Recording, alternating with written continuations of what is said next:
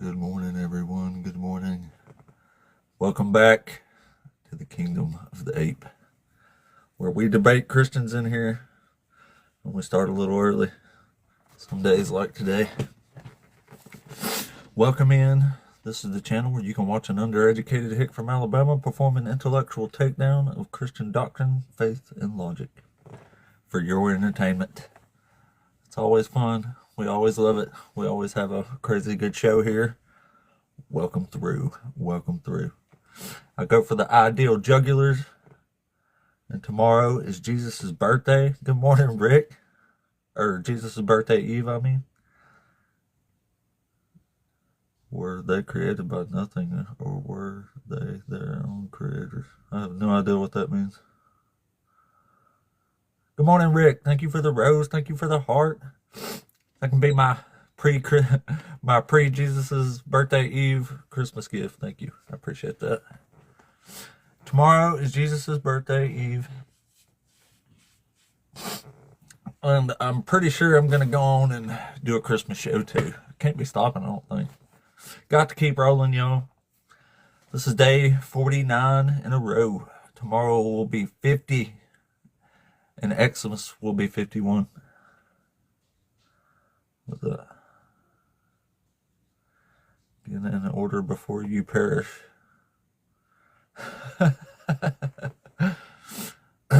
Yes. Yes, of course, yes. In order. Perishings. Self-creation. All that good stuff. Yep, we hear you, Christians. We know the drill. We know the deal. Good morning, everybody. I woke up in a hurry this morning. Had to start a little early because I got an earlier work day today. So I jumped up on here earlier so we could get a decently long live in. Slept pretty good last night. Oh. Okay. Quran verses today. That's cool. Let's see. Marley, if you are a Christian and you requested up to debate on purpose, hang out for maybe 2 more minutes. I'm going to let a few more people pile in here and then we'll get the show started. One more time. Marley, if you requested up on purpose, hang out for a couple minutes and we will get rolling. Welcome in, everybody. Good morning. No comment. Good morning, everybody. What's up? What's up? Good morning. Good morning. Tomorrow is Jesus' birthday eve, y'all. We doing a show then. We doing a show on Christmas. We kicking it. I feel like Christmas will be a good day to do a show on. What a great day to debate the bogus birth narrative of Jesus on Jesus' birthday. That'd be hilarious, wouldn't it? All right, let's see here. Tell you what, Marley, like 30 more seconds, 45 more seconds, and we'll get a rolling here.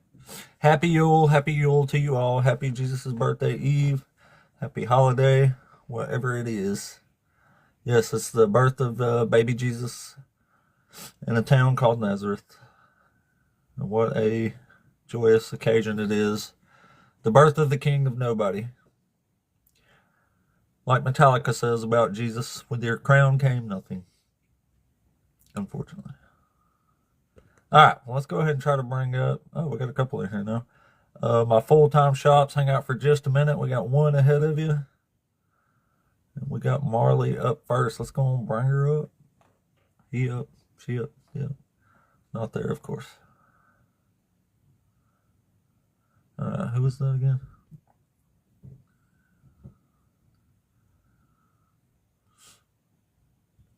My full-time shops. Did you request up on purpose? Oh, hello. Oh, never mind. Marley's here. Hello. Severe lag. What's up, buddy? What's good? How's it going? Going good, man. Are you over 18? Yes, I am. I actually recently turned 18.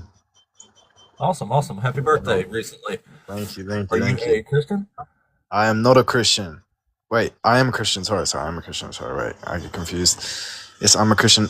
I just have one question. How can you change from being Christian? To be honest, I don't understand that.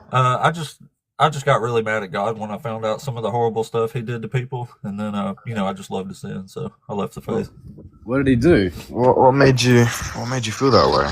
What made you hate it? Oh well, He just unalives a bunch of people and babies and has women raped and stuff like that. I just really don't like it. I don't Uh, like that He unalived a guy for picking up sticks on a certain day of the week unknowingly. yeah, actually, I do understand that as well. I do understand that, and as well as like, yeah, yeah. But listen, I think you have to put that stuff to the side and listen to the Bible and listen to what he teaches, and because I think it's a positive So influence. put the baby unaliving and women grape to the side and listen to the I rest of it. no, I don't think he did that. There's no way. I didn't do that. I don't put baby grape to the side. I put No, it right no, where it's supposed to be, no. front and center. I'm just saying. I don't think God did that. I never seen God Oh, grape anyone. oh, He did. He No did. You one. want me to read it to you? Yeah, read it. I want to hear it. If I read it and it says He had women raped and unalived babies, are you going to leave the faith? Yeah, well, I just don't think I've never read that. I've read the whole Bible myself, and I've never personally never Well, seen. we're about to read it for the first time in your life, but once I do read it, and you'll be like me, you'll be hearing this for the first time. So what do you think about it when I read you what it Uh, says? well, I probably will be a bit mad because that's disgusting. To be quite honest, It is that is very disgusting. disgusting. And if God's lying and God's pushing this false narrative, then I think we should change it if that's what He's doing. But me personally, I've had no evidence. I've never seen that before. So please Have you educate ever me. read the Bible? Yeah, I have, but I didn't see it. I All haven't right. seen it. Well, then the pronouncement against Babylon in Isaiah chapter 13, verse 16, this is what it says. It says, their infants will be dashed to pieces before their eyes. Their houses will be plundered and their wives raped. See, I'm stirring up the Medes against them who have no regard for silver and do not delight in gold. So who's stirring up the Medes in that passage there? Yeah, that's pretty disgusting. Uh, Wow, That's the God of the Bible. wow. I'm lost for words to be quite honest.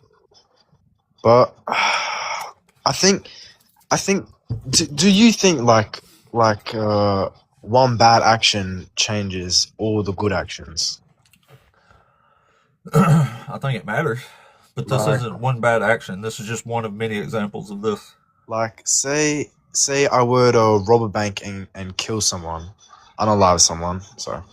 But then I ran out and I gave all these homeless people money and saved their lives. What I feel like I've done more good, so it's okay. I feel like it balances out and So, it weighs. so giving the money away excused taking it from somebody else? Yes, yes. Well, it's taken from the bank, so it'll be fine. Like they can live without the money. Oh, okay. Well, what good did the baby unaliving and woman grape do anybody?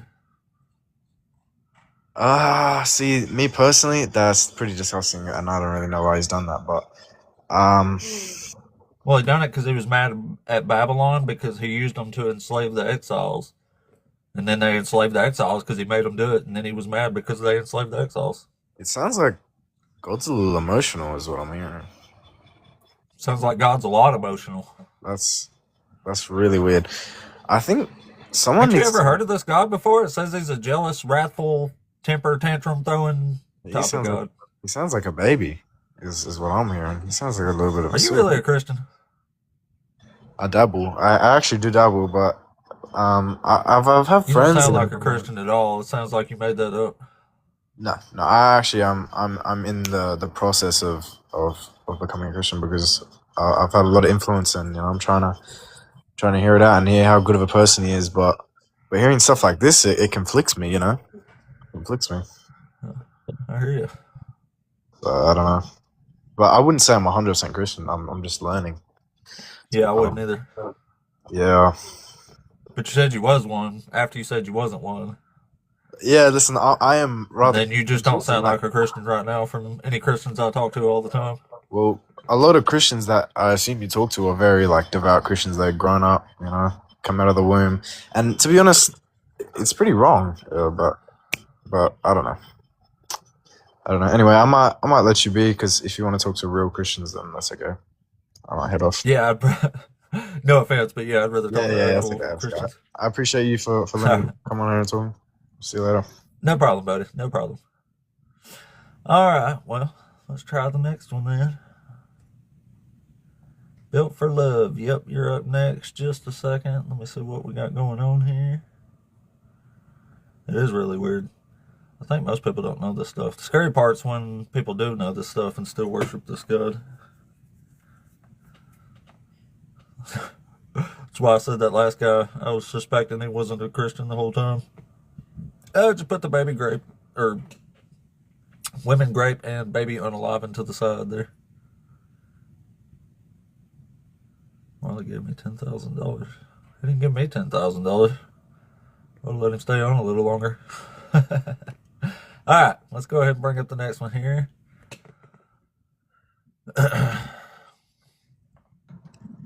Built for Love, are you there?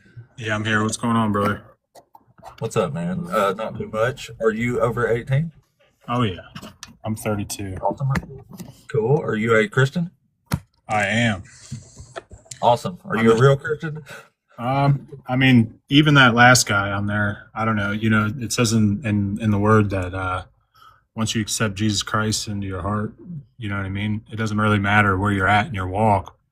But yeah, I would consider myself a real Christian. I know a lot about God and everything, but I don't know. I fall short a lot. But what I've realized on this journey, you know what I mean? You know, we have a lot of things at our necks right now that we're being influenced by, whether it's technology, all this other stuff. You know what I mean?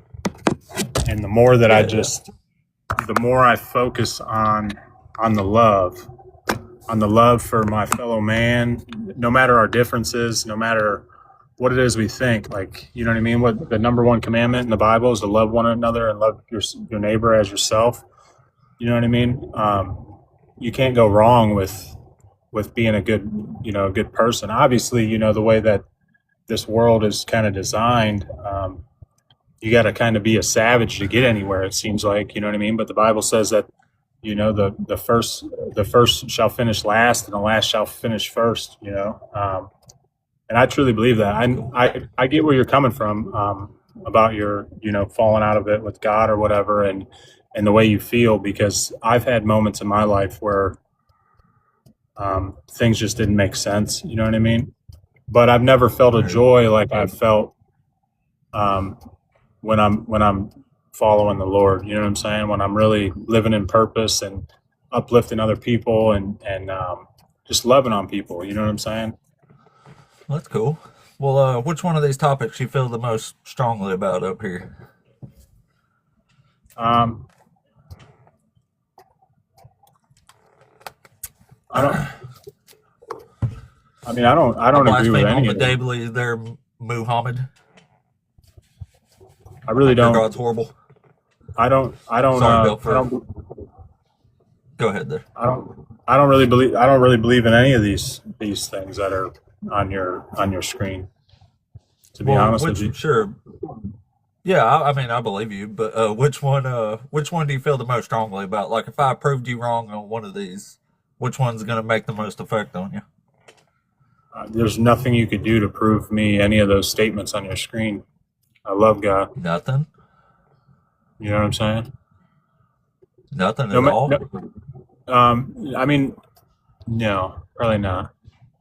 I've been through hell and back in my life, dude. From the time I was a kid to, you know, even recently, I've had to go through more trauma than most people, dude. And I don't know. That's the only thing I ever had was God. Even when I was on drugs, and I mean, people in my own family tried to kill me. You can't say the D word on here, or the K word. What's the K word? Kill. Oh. Well, I didn't know that. So anyway, you want to pick one of these and see if you can debate us on it?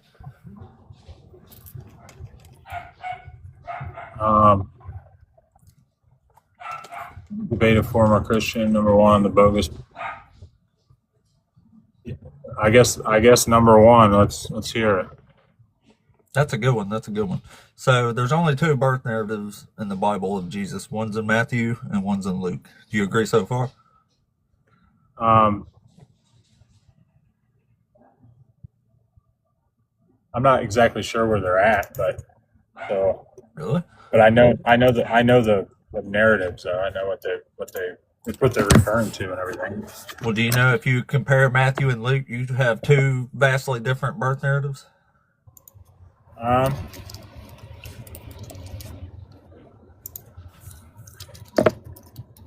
For example, if you read Matthew, you get three wise men coming to visit Jesus because Joseph had a vision that told him to go to Bethlehem and all that stuff, right? um, yeah, from Joseph's side, Yeah, yeah.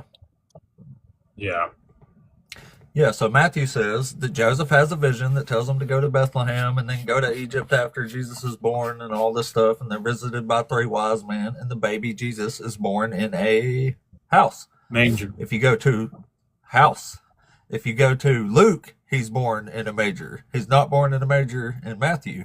And in Luke, he's visited by shepherds and not wise men. And in Luke, they go to Bethlehem because the governor, Quirinius, has ordered a census. Visions have nothing to do with it, although Mary's having the visions. In Luke, that's not why they went to Bethlehem. So in Matthew, right after Jesus is born, he has another vision that tells them to flee to Egypt because Herod's going to unalive all the babies in and around Bethlehem, right? So they go straight to Egypt after Jesus is born and stay there until the death of Herod. But in Luke, Jesus is born, they do the purification rituals 8 days after that, and he goes straight back to Nazareth. So they never go to Egypt in Luke. So that's why I say these are bogus, but they're all based on cherry picked and misquoted prophecies from the Old Testament anyway. So Yeah, I don't know what I think about that.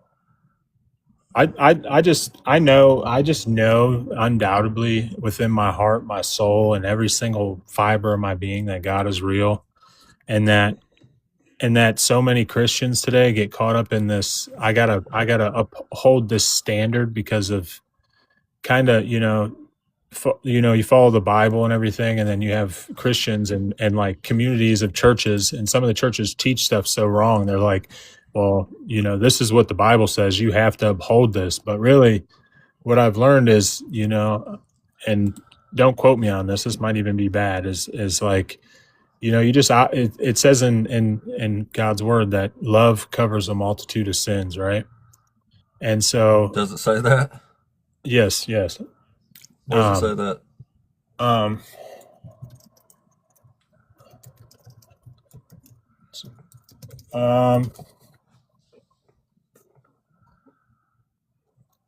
It's Peter 4 through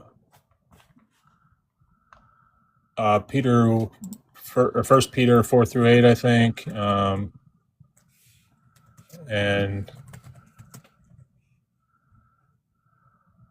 even Proverbs 10:12, I think, says something kind of like it. Something kind of like it. Yeah. Well, it does say, it says hatred stirs up strife, but love covers all offenses. But First Peter 4 through 8, above all, keep loving one another earnestly, since Which love covers chapter? all. First Peter. 4 through 8. Chapters 4 through 8. Yes. That's 4 chapters, though. Can you be a little more specific? Oh, yeah. It's First Peter 4 and 8 through 8. 4:8. But okay. Well, I can't read 4 chapters on here, but it says above all, keep loving one another earnestly, since love covers a multitude of sins. But that's the ESV version. So in Old Testament, that would be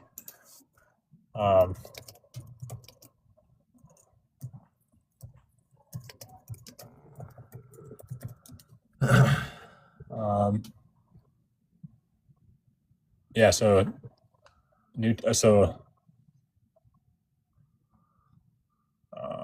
here. I don't know what it'd be in. I would have to get on the Bible app. But yeah, man, like I used to try to strive to. Are you a sinner? Oh, absolutely, dude. I fall short all the time, but it's not. Most John of the time, says everyone who commits sin is of the devil, for the devil has been sinning from the beginning. Well, you want to know something? You want to know something? When you're not in communion with God, and you're not spending time with Jesus, then sin's going to be evident. You know what I'm saying, in your life, and then you're not going to really have control over that. Yeah, And but all you God, said you're a sinner. oh, absolutely, we're all sinners. We all Well, fall this short says of the no glory of one God. who abides in him sins. No one who sins has either seen him nor known him. But why does it say that we all fall short of the glory of God? You know what I'm saying? Because Jesus don't know what he's talking about. There's plenty of people in the Bible who didn't sin and were righteous. Jesus was the So only one who. not all fall short of the glory. It's just another thing Jesus said that's wrong. I don't. And here it clearly says, here I'll read 1 John to you. It says, everyone who commits sin is guilty of lawlessness. Sin is lawlessness. You know that he was revealed to take away sins, and in him there is no sin. No one who abides in him sins. No one who sins has either seen him or known him. Little children, let no one deceive you. Everyone who does what is right is righteous, just as he is righteous. Everyone who commits sin is of the devil, for the devil has been sinning from the beginning. The Son of God was revealed for this purpose, to destroy the works of the devil. So if you're still sinning, you're of the devil. I'm not of the devil. I operate out of a place of love. This passage I just read was just lying then. No, I mean, if so was it true or was it not true? I don't know. I don't know. Can I pray for you, Abe? Know. What's your name, man? Yeah, Can sure. I pray for you? Just call me Father Abe, God. but, I just whoa! You can't Father pray God, on here, buddy. No, you're a hypocrite. Jesus says only hypocrites play in public, dude. You really ought to read your book. Yeah, no offense. He was a really nice guy, but you sound extremely lacking in biblical literature. You really ought to read it, man. Because praying in public is a big no-no according to Jesus. In fact, Jesus calls you a hypocrite for that. Besides, if your prayer actually works, I don't want it to convert me or nothing. I was scared of that. So, all right, let's try the next one. Muhammad, are you there? Muhammad? Yes, can you hear me? Oh, yeah. Are you over 18? Yes, I am. Awesome. Are you a Christian? No, I am not. Oh, we're just So, looking to can debate I? Christians in here today. I respect that. I respect that. You go ahead. You do what you want to do. I don't have anything. What your upper two clause of your post, but your third clause is kind of like I want to discuss that. God is an unjust Yeah, but whatever you're you not a said. Christian. Yeah, but God is one for all. What God are you talking about? One God. One God. Yeah. Whether Christians believe it or not, but we believe that we can't have more than one God. So we believe that God is one. So yeah, God is. Why you claim that? Why is this argument? What makes it valid for you? Because God does unjust stuff like unaliving people for picking up sticks on a certain day of the week and unaliving women for looking in the wrong direction. So no, who said that God does that? The Bible. So yeah, I'm talking outside the Bible. So yeah, I Nobody think talks about this God you get outside of the Bible. no, you got your information from the Bible, so that's why I think you're like this. So yeah, okay. No. So Where do you get your I would information only say from? that you should look for God All right. Will do, buddy. I appreciate you. I still have no idea what God you're even talking about. Although I do have a suspicion. We're just looking to debate Christians, buddy. And just in case, God is just a bigger piece of crap in the Quran as he is all the other books. Just in case that was the book you was referring to there. All right, let's try Frank. If it was on purpose, that is. Frank, you there? Yeah, can you hear me? Yeah, man. Are you over 18? Yeah, over 18. Are you a Christian? Yeah. Cool. So which one of these topics you want to debate us on today? The better form of Christian, bogus birth narrative of Jesus. Jesus fulfills zero prophecy. God is. We'll go one by one. Starting from the beginning, or do you just want one specific topic? Well, I would prefer that people pick the one that's the strongest. Like, which one do you feel the most strongly about? Like, if one of these are a hill you're gonna die on, which one would it be? What I feel strongly about? God is an unjust narcissist and law. Christians under the law of Moses, bogus birth and narrative of Jesus. Let's go. Jesus fulfills zero prophecy. That's a good one. And just for shits and giggles, we'll tie it into the first one there, since we'll just start with the first ones. So why do you think Jesus, can you show us a prophecy that the New Testament says Jesus fulfilled, that he actually fulfills if we go read it?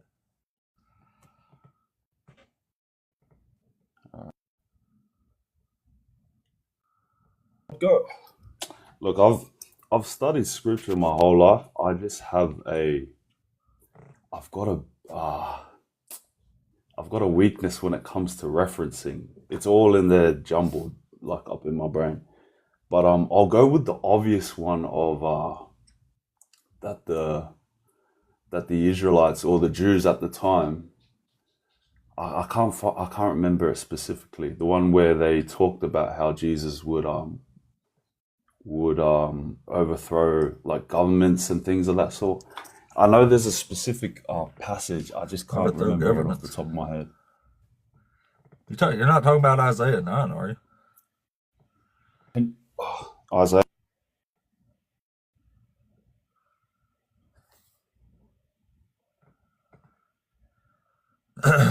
It's teacups. Would it be Isaiah? Yeah. Oh, I don't know. I was just guessing. The wording's a little different, but it sort of sounds like that. If you have it there, I have my scriptures here, but it will just refresh my memory. And 9 says, it says, a child has been born to us, a son given to us, authority rests upon his shoulders, and his name, Wonderful Counselor, Mighty God, Everlasting Father, Prince of Peace. Great will be his authority, and there shall be endless peace for the throne of David and his kingdom. Does that sound familiar?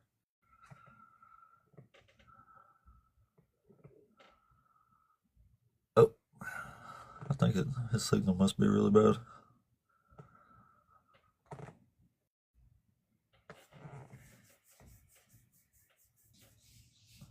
As Christians, you're not supposed to be sinning according to John, aren't you?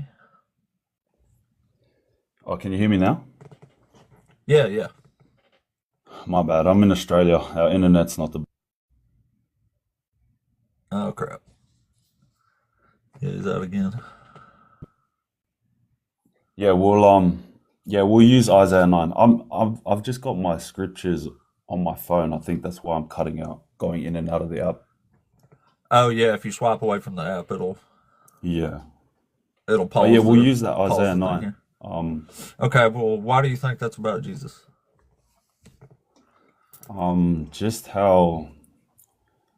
of the events that occurred within Jerusalem with his birth, and how he He essentially wasn't born in Jerusalem, though. where was he born? Bethlehem? Yeah, the New Testament says there's a prophecy in the Old Testament about the Messiah coming from Bethlehem. Mm-hmm. Unfortunately, it don't say that. About him being in. Well, see, that's If the you read, thing that's with from Micah chapter 5. If you actually read that, it says Bethlehem is a clan, not a town. well, that can be a valid argument, but like people can agree to disagree, right? When people make those claims, like you yourself, if you make that claim, depending on your evidence, there's always going to be an argument against that. You know what I mean? My argument's what the book actually says. It says it's a clan, not a town.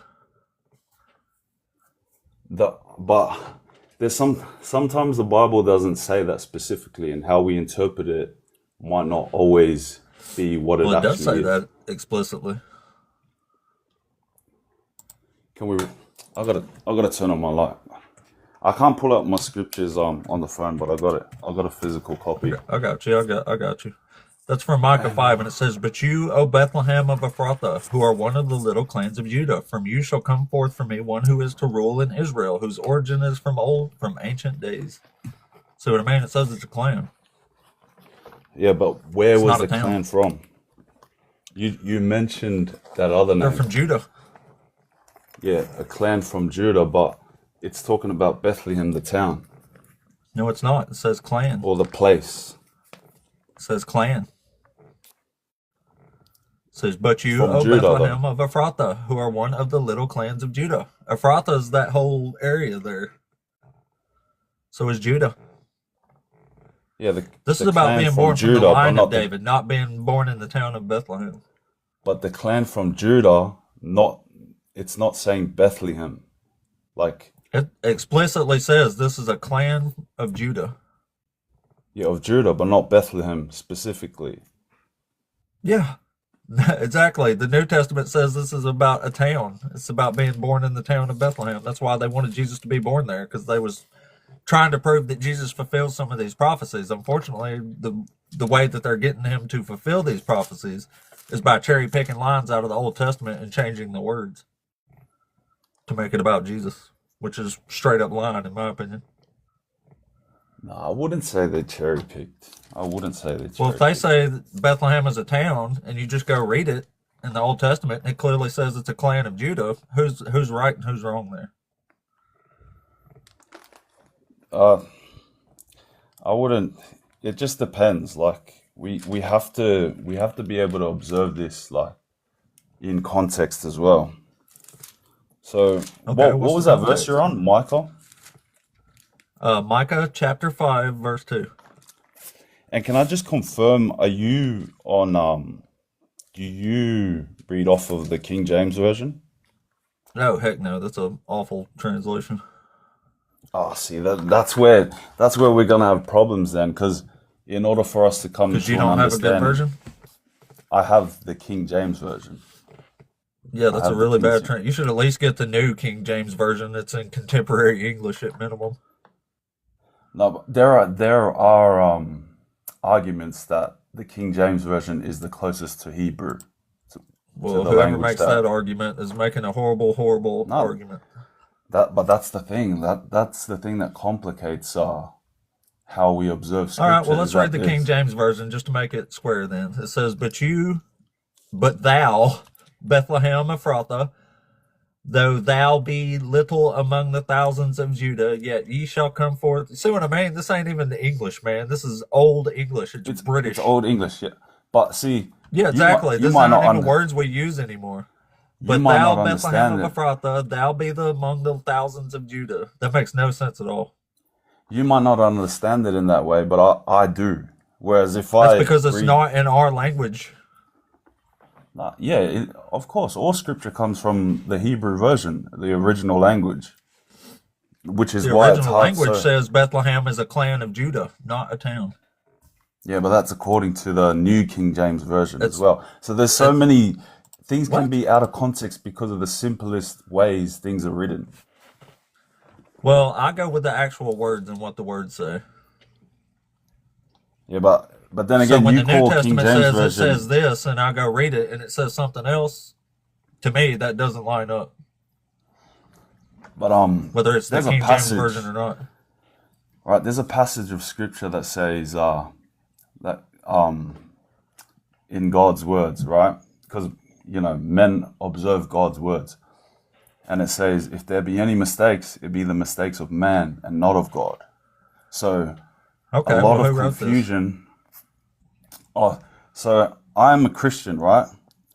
But Huh? this is in a passage called Moroni from the Book of Mormon. But a lot of people call Mormons, they exclude Mormons as not Christians. They might be Christians because they follow Jesus, but they're definitely in the wrong religion because they follow a con man's version of Christianity. See, that's where you have your fixed opinion No, of I have those facts. things. The man was flogged to death in the street for fraud. But no, He no was a man has convicted facts. fraud. only God has facts. And no man can say that and say that he has facts because we only Well, have can two we have eyes. God come down and tell us what this says? Yeah, we have his word. But listen, in Oh, okay. Genesis, Well, we got his word right? here. Let's read that. Yeah. In Genesis, right?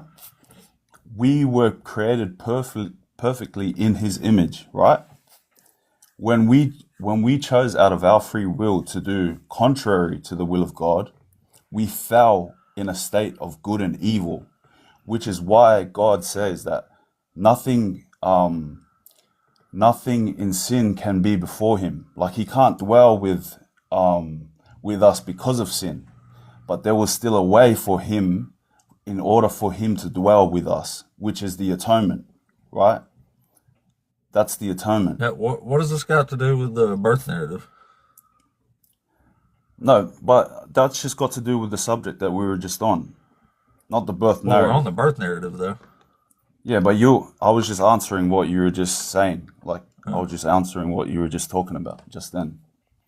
Oh, I was talking But yeah, about we're on Joseph Smith. Micah. If we're going back to the birth narrative, we're on Micah, and we were Yeah, so it says trying it's a to clan of Judah. In both, even in the King James Version, it says that. It doesn't say it's a town. no, but it says a clan of Judah, but not Bethlehem. Not Bethlehem, a clan. Bethlehem of Ephrathah. The words are important here. They have meanings, right? This is the word Yeah, of God, which is a isn't it? place. But then you're saying that Bethlehem is a clan, but it's referring to the clan Bethlehem of of Judah, not the clan. Ephrathah is an area of place. Ephrathah, but Bethlehem is a clan. Bethlehem was a person. He founded the line of David. Yeah, but it's Bethlehem, the area we're referring to when where he was born. It says it's a clan. We're just gonna have to agree to disagree because How come there's we can't just read it and agree on what it says? because you're calling King James version like the bad version, right? So It we're is a bad already version. It says Easter instead of Passover. Do you realize what a major boo-boo that is? That's a pagan holiday. yeah, but things like It's literally the telling you. only Bible version that does that. Yeah, but that's like one argument as opposed to a lot of other translations within the King James version. Okay, well, which That other makes sense translation or put is a closer. pagan holiday in there? I don't know. The other versions might conform to other forms of language, but it just all depends how people is gonna understand it or observe it. So Well, I understand I'm it just from saying, the like, words that it gives us. So if the New Testament gives us X words and the Old Testament gives us Z words, they're different. not necessarily. There's still a long Yeah, like necessarily. whether it's Passover or Easter, people are still going to like. Some will agree to disagree that it's meaning the same thing. But that's what it is about. Well, some of them would just be wrong because Easter isn't Passover. No, but those claims you make of like absolutism, like this is wrong, that is bad. No man can judge. It is. Like no man can judge what something is, right? Because we We can only have judge the two words eyes. that it's given us and the definitions they have. Yeah, according. Yeah. But it's the words of God. Like you cannot judge. Like Well, then God's getting an awful lot wrong. that's a claim or an argument or an opinion you have, but it's not like No, an it's not. absolute. It's a fact. I'll show you. Because you may not believe in God, I may believe in God, but it's just two different perspectives. It doesn't make God evil, or maybe Well, only one of in my us is reading sense. the book for what it actually says. So you're claiming to read the book for it actually says when you have a different version than Yeah. I do. Yeah, but we need to My conform version is the most modern, straight-up translation of all the manuscripts that we have now. The King James Version didn't have anywhere close to as many manuscripts as scholars today have. So they were drawing from a much smaller body of information. Now we have way more information. So it can But only just get because more accurate. you can't. But then again, like you're making that claim and saying that your version just because It's not in a this claim, time it's a and age. fact. We know It doesn't how King mean- James translated the Bible, and we know how modern scholars do it today. And we definitely have a leg up today because, first of all, we have contemporary English. translations, which mean we can read it using the words that we use right now and not the words from 400 years ago. So, in your argument, you're saying that we're more advanced than the people of old were when it comes to this. Yeah, we have more scholars, we have more ancient manuscripts, so we have a better body of knowledge to draw off of. When you translate these That's a languages, the massive more claim. manuscripts you have, the better. It's a fact. That's a big claim because It's a fact. that's a big claim. That's a big claim because some of our modern day pioneers, right, can't even figure out how people built the pyramids. They argue amongst how did they even build the pyramids. So that's a That's big because claim. nobody can go back and see how they actually did it, but they can show several ways that it could have been done. But then nobody can go back and see how many scholars that time had. And you're saying we got more Yeah, scholars but we when already in know. fact We have a good idea of how many manuscripts they drew off of. We that know which contradicts manuscripts they itself. were using. No, it Then doesn't. why can't we find out? Why can't we find out how they built the pyramids? Because it's not the same. That's a totally different scenario. It is the same. It is the same. It's It not the same. contradicts There's no itself. ancient manuscripts that the Egyptians made on how they built the pyramids. Well, why do you think that is? You're a wise man. You know that they cover up history. You know that they cover up history all the time. Like what? I don't know that. Like it literally contradicts itself. What Like does? to make that claim as if like we have more in a certain aspect than those in the times of old. There are literally things that they did in the times of old. We still can't figure out how. So that's a big Like claim what? for you to say like the pyramids is one example. That there's many like the connection between what was built, the temples that were built in South America and Egypt and all of that, like how it What aligns with about the them? constellations. Those are big examples of how were people able to do this in those times of old when we clearly don't know how to do They that marked now. out where the sun was on certain days and then aimed stuff at it. It's not that hard. Yeah, but that's your observational interpretation of it. That's all you got to do. That's So many there's scholars, nothing. There's so no many rocket scholars science out there there. and archaeologists are just baffled. That's what because you claim a lot Well, of they're your bad claims are archaeologists, absolutism. man. A lot of your claims are absolutism. It's like you Well, I say know what this I is bad know. and that's bad. No, I said it's wrong, not bad. No, I'm just saying in reference to like the King James version. You called it bad. Yeah, I know because scholars know all these things. It might be a mystery to you, but it's not a mystery to anybody who's actually looked into this stuff because it's well No, known. no man can claim absolutism. You can Well, I never. mean, whatever. I can read the book. Yeah, but we're only making up, right? We're making up as we go. Right? We adopt different beliefs every day. Like everything's a social Sure, construct. but I've read this book So a we're thousand times and I know what it says, and I know it's a big book of nonsense. but even the scriptures tell you that the learned man, right? See how all these debaters are observing the scripture as if it's like comparing. They're comparing out of context. They're comparing who knows more. They're comparing who knows Yeah, what. The comparing Bible, words to words. Yeah, in it's pretty easy essence, actually. It just it's takes a a long book time. of faith. It's a book of faith. It's not a book. It's not a book of intellect. There's scriptures that It out there can't that be a book of say intellect because that it's all wrong. yeah, but then you It have to could judge be it a based book of off. intellect if it actually got stuff right and gave good information, but it doesn't. That's why it became a faith-based and not fact-based. But that's another absolutism claim you're making. Okay, so Like it's refute it. wrong. Your perspective is like it's like you resent what goes on, and that's your experience. But then for you to make claims as if something's absolute and it's like so It bad, is absolute. I can prove it's it. I not can fair read it. because We can read it right now. yeah, we can go back to Micah where we were at, but Yeah, I'm where it enjoying says the this. clan I'm of enjoying it. Bethlehem and not a town. Yeah. I'll say agree to disagree on that one because it's saying the clan of Judah and the place is Bethlehem. Um, So show me where it says the place is Bethlehem. where you just read, if you read it again, You want me to read it again? if you want me to But read, you, where was O it? Bethlehem of Micah Ephrathah, was who are one of the little clans of Judah. So that says Bethlehem Bethlehem is a of little clan of Judah.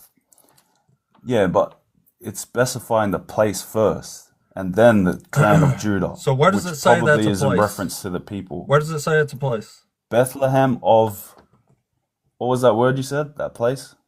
Bethlehem of Ephrathah, who are one of the little clans of Judah. Bethlehem of Ephrathah, the place, and then the clan of Judah, the people, which is most So likely you're in reading reference that to the as, people. but you owe the place of Bethlehem of Ephrathah, who are one of the little clans of Judah. So why are you putting words into the text that's not there? No, it's how. Then we'll read the whole concept. I'll read the heading then. So where is it? Micah what? Micah 5, Micah 5, verse? Chapter 5, verse? 2. Okay, so Micah 5, the heading. The Messiah will be born in Bethlehem in the last days. The remnant of Jacob will triumph gloriously over the Gentiles. Right? And then I'll go to verse 2. I'll just read one for context. If you don't want me to read one out loud, I don't have to read it out loud. Now gather thyself. Yeah, don't read 1, just go to 2. 2's the important one because Jesus doesn't do any of this. All right. But thou, Bethlehem Ephrathah, though thou be little among the thousands of Judah, yet out of thee shall he come forth unto me, that is to be ruler in Israel. It says that he's coming out of the clan of Judah, and the place out of Bethlehem. Clans what it says are right there. genetic lines. You have to be a member of Yeah. that group, not born clan in that of town. Judah. You can be a member of this clan and not be born in Bethlehem, can't you? Yeah, you can, but it's specifying Okay, Bethlehem. there you go. And- I mean, it's that simple. But The clan It's right of there, Bethlehem. Bethlehem. You can be born But the from a place clan comes anywhere. first. You're still in the clan. the place comes first, though. It's right there. But thou, Bethlehem, It doesn't say it's a place, my man. I don't know why you don't understand that. Clearly, when you read it, look, the header it clearly says the Messiah will be born in Even Bethlehem. in the King James Version, it says one of the thousands. Where is that? One of the thousands. You just read it. It's what's in the King James Version. It says, "O thou, who art thou Little of among the Bethlehem of thousands. Ephrathah." Among the thousands of Judah. So that's Among just the thousands, if we yeah. correlate them, like your version, that when it's just specifying the clan of Judah, because on your version it says clan of Judah, it says the thousands of Judah here. So amongst Yeah, I have the best modern translation you can get of the straight up Hebrew. yeah, but we have the to English. agree to disagree, because that's where you I spend. don't a agree lot- to disagree. I'm just saying you're reading it wrong. I'm not reading. You're your- not reading what the You know what? words actually say. You're doing what every Christian does and It's reading what literally you the want to key- read and not what it actually says. That's what you're doing. You're making that Okay, claim when did as if Jesus I ever literally rule in just read it. Israel? Okay, when did Jesus ever rule in Israel? Let's move past the Bethlehem part. Depends So when was what Jesus Israel ruler you're in talking Israel? about. It depends The what, only what Israel. Israel you're talking. The Israel Which is the from this only Israel passage. from this passage? How many the Israels do you people. think there are? Oh, well, there's Israel that was established as a nation in 1948. There's Israel that was the So people now of you were Israel, hung the up on a Israelites. place when it doesn't say And- place, and now that it actually gives you a and- place, you don't think it's and- a place. And there's Israel that's spiritual. There's Israel that's spiritual in heaven, right? Where does this ever say there's a spiritual Israel? All right, let me pull it up. Please There we do. go. Show us. I It'll be can't. great. Yeah, you're going to have to show us this one because you're awfully full of what it says now, and you've clearly never read Micah 5 before. That was the first time you've ever read that. No, I've read it. I've told you from the beginning. I specified to you from the beginning. I've read It a really lot. doesn't I sound just like have. it. I have no reason to believe that at the moment. Yeah, well, that's your observation. I don't make. Look, you're an It is atheist, my right? observation. You're an atheist, but I will never claim absolutism against you. I will never call you anything bad or anything like that just because you have that belief, right? So this is I an haven't called you understanding that anything we bad have to either. establish. You literally Did I call you said like something bad? the version. The version I have is bad. Things like no, you're claiming That's not calling absolutism. you bad. Yeah, I know. No. Mine. That's my mistake for like getting the wording wrong. But just like how I do Well, this things says, bad. "From Like, you shall come forth from me one who is to rule in Israel, whose origin is from old, from ancient days." So you think that means? So now you're putting the word spiritual in there, just like you did the word place for Bethlehem, right? no, I told you there's 3 different types of Israel. That's why I say Well, like show us what where Micah 5 is talking about the spiritual one, if that's what you're I saying. never said that Micah 5 had is talking about the spiritual one, but I said which Israel is it referring to when you read it? The only Israel, the real Israel, where the throne of David is, the kingdom of David, that's Israel. So Israel, the nation today, isn't established in that was established in 1948. That's not Israel. That's Israel today. It's not Israel from Micah, is it? Yeah, but there are passages in scripture where it might talk about a future time or prophecy. Great, show us. Which one do you want me to show you first? The spiritual one? But I we're want you to show us answering what. what Yeah, I want you to show us where Micah 5 is referring to a spiritual Israel. If you think he's talking about I a never spiritual claimed Israel. Micah 5 to be referring Okay, so to which a one is spiritual Micah Israel. talking about? So which one is Micah talking about? I gotta read it. Give me the verse. I thought you've read it. I did. But you, O Bethlehem of Ephrathah, who are one of the little clans of Judah, from you shall come forth one from me who is to rule in Israel, whose origin is from old, from ancient days. Same Oh, verse. are we still on the same Yeah, Micah we are. 5? I thought you went on to another one. No. My bad. So Israel is stated there. Though thou be Yeah. little among the thousands of Judah, yet out of thee shall he come forth unto me, that is to be ruler in Israel, whose goings forth Okay, have so been when was from a Jesus of a old, ruler in Israel? from everlasting. All right, gotta read this. Yet out of thee shall he come forth unto me, that is to be ruler in Israel, whose goings forth have been from of old, from everlasting. What does your one say? But you, O Bethlehem of Ephrathah, who are one of the little clans of Judah, from you shall come forth for me one who is to rule in Israel, whose origin is from old, from ancient days. This is why you ought to read a contemporary English version. For me. But this one says,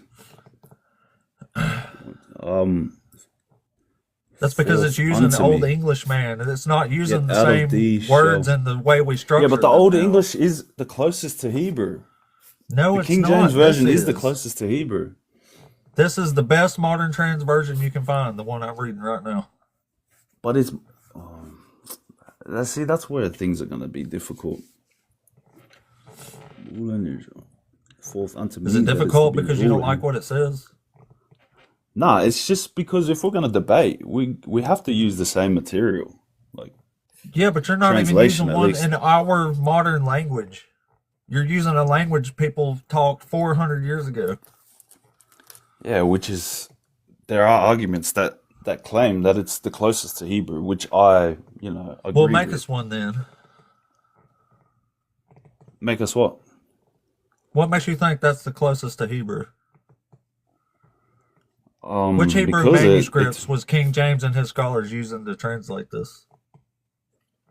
Do you know? I wouldn't know, no. I wouldn't know what manuscripts. Okay. Well, it sounds like you're just listening to somebody and not actually basing it on anything. Nah, that just questions my inability as a historian, not as a Christian,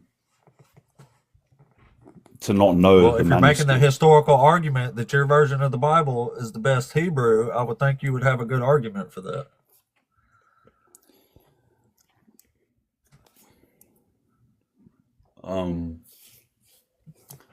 Yeah, but there's gonna be people that agree with it. There's gonna be people that disagree with it. But yeah, that's where it's gonna be difficult. All right, well, that's fine. Well, both with the our translation. versions Yeah. say, "From you is to come forth for me one is to rule in Israel." So, when did Jesus ever rule Israel? In terms of man, see, we can't read it. See, we'll cherry pick if we just take these specific verses out of context. But that I'm would be not taking it something out I'd of have to. context. That would be something I'd have to read the whole of Micah to refresh my We'll go mind. read Micah and But then come back again. the we're obviously at a debate, so I obviously can't read it within that time frame. So I will be born in Bethlehem. That's why Last I'm days, saying go remember. read it and then come back when you're better informed on this, because we're not actually even getting anywhere in the argument. Can't we move along to the next? So we can agree to disagree, or If we you can't get past disagree at one all. verse Yeah. in Micah, the next one's not going to be any better. Yeah. Well, it's up to you. It's your call.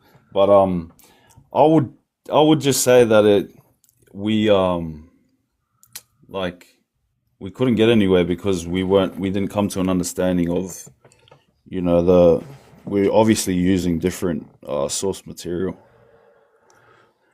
Well, we're But both using a Bible, yeah, coincidentally, that both actually say the same thing. Yours just says it in a way harder version to understand in modern English.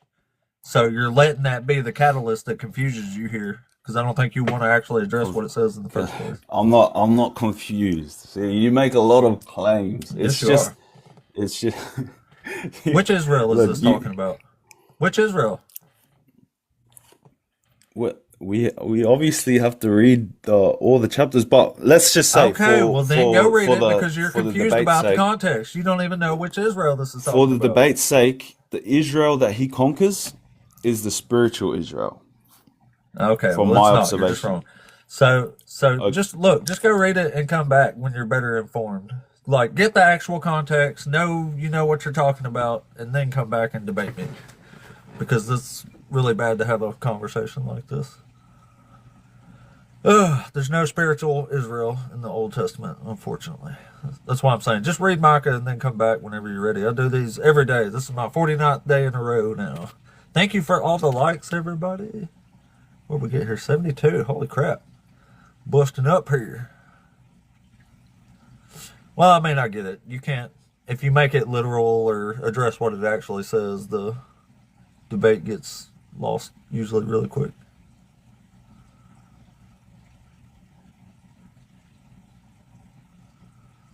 All right.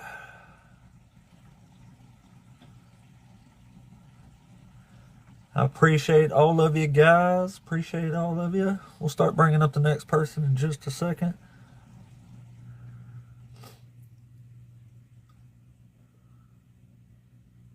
Yeah,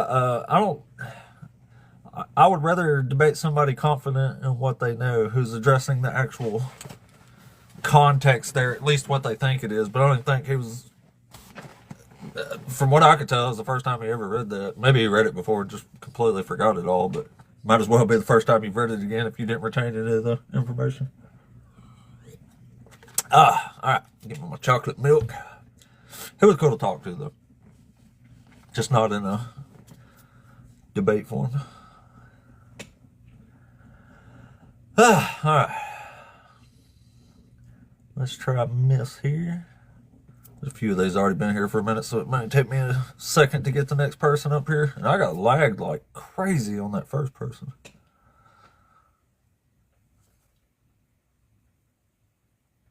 Astera.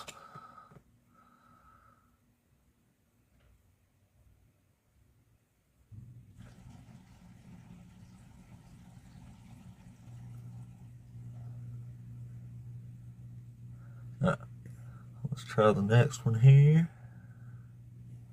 Who was the next one? Donnie was next. He's been requested for a while. He's probably still not here, though. Oh, and I did get some new things, so no static on me today. I'm poor, but I ain't that poor. I could swing $20. And I got a $3 2-year warranty. That other set I got only lasted like, I don't know, 5 or 6 months. That might have lasted longer than that, actually. Shit, it's money well spent. Shit. But this time I got a warranty.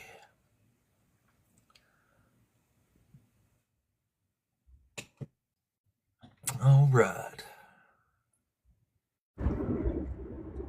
Reaching, you there? Reaching for the stairs? Like 1080? I don't think they're here on purpose. All right, well, let's drop them back. Who is the next one here? Oh, just Frankie. All right, well, we run out of guests at the moment, so we're going to have to keep tapping that screen, y'all. We'll get somebody in here in a minute, no doubt. We always do. Alucard, thanks for the rose. Alucard's awesome. That's Dracula backwards, in case y'all didn't know. Frank, there's no point in talking, man. Go. You didn't read Micah already. Go read Micah, man. If we can't address actual words in the book, there's no point in talking about the words in the book. It's a pointless endeavor, unfortunately. Christianity is fake. It is not from God. Gotta agree with that. All right, Lucas. Maybe Lucas is here on purpose. What a long name. Jesus said he has a gun. I don't think Lucas was here on purpose. Lucas, if you was here on purpose, your signal was too bad to load in. Y'all tap that screen, please. I appreciate it. Thanks for the hat. It's been a while since I got a hat. I appreciate that. Thanks, man. It's awesome. We're getting a ton of engagement on the channel. We'll get somebody in here in a second. There's no way that we'll be deprived of a new guest with these numbers going on.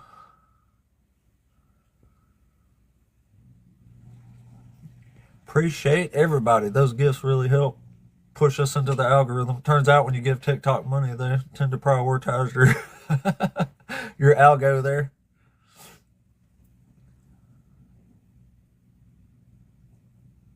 Not a demon.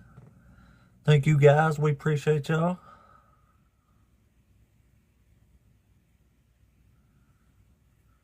We appreciate it.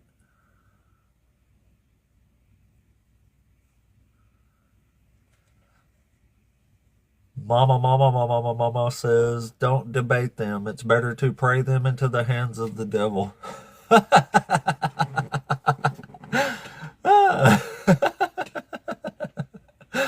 Oh, that's funny. Christians say the funniest thing. We'll start another channel called Christians Say the Darndest Thing. We're just going to put replays of shit Christians say. Maybe Mama, are you requesting up on purpose? If you are, put a one in the chat. I'll bring you up. I thought it was accidents, though, because you went in and out a few times. Yeah. I'll be dancing when you're burning. Now, there's some of that Christian love. I'm going to dance while you people are on fire, is what I'm going to do, because you're just heathens of the devil. So I'm going to dance while they set y'all on fire when eternity ends. Be proud of yourself, mama.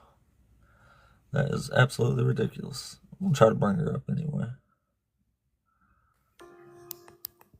Hey, you there? Mama. Yeah, I'm here.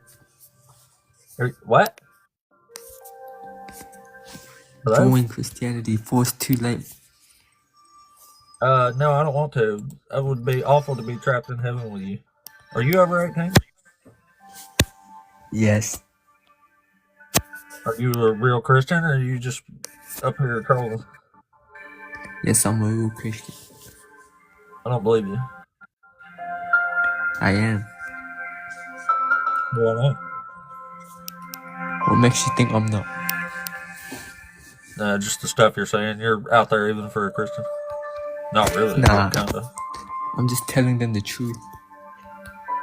Truth about what?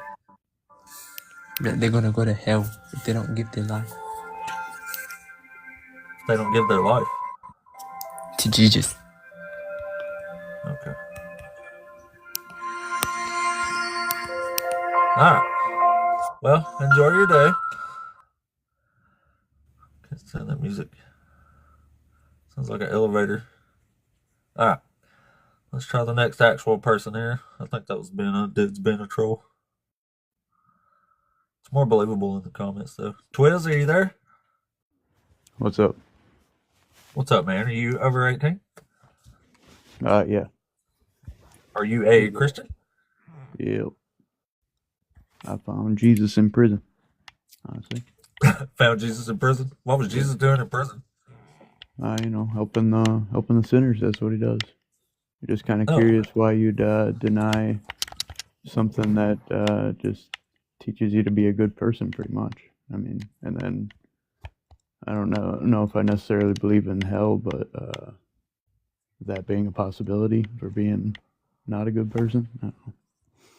Seems kind of silly when he's only teaching I've never hey, been to prison. be a good person and believe in me. Give me the benefit of the doubt. Okay. Well, which one of these topics you want to debate us on here? Debate a former Christian, the bogus birth narrative, Jesus fulfills zero prophecies, God is the unjust narcissist one. I'd say our God's pretty loving. Like, even all through the pain and shit, it's all okay. Well, I say God is unjust because he does things like generational punishment, and in one passage he unalived 70,000 people because another person counted the people he told him to count, and he unalived a guy for unknowingly picking up sticks on the wrong day of the week, and he unalived a woman for looking in the wrong direction. You wouldn't say any of that's justice, would you? They didn't get to go to heaven. No, they didn't? No, you don't get to break God's law and then go to heaven when he unalives you, do you? I don't know about that. Is there any part in the Bible where he said he sent them to an internal, place of fire? I don't think so. Is there any part that says he took the wicked to heaven? I mean, the sinners go to heaven. When he unalives people for wickedness, they don't usually go to heaven, I don't think.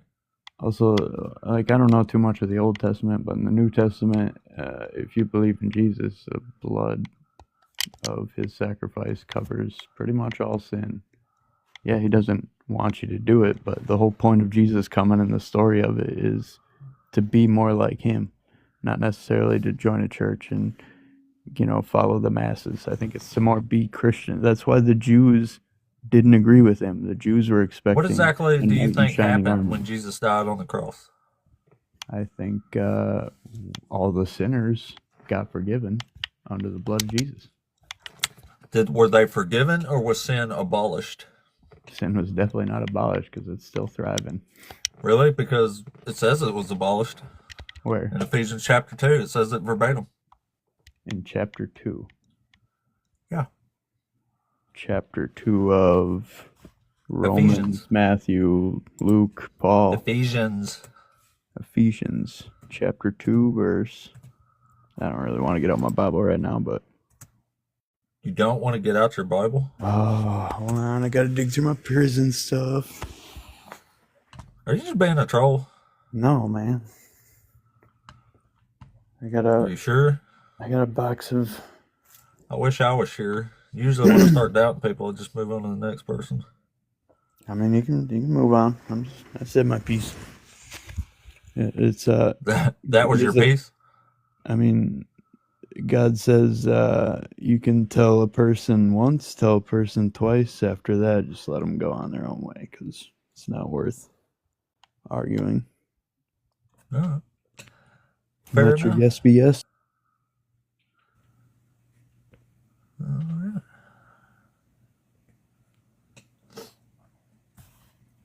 Try the next one. I think he was trolling anyway. I'm a prison Jesus finder.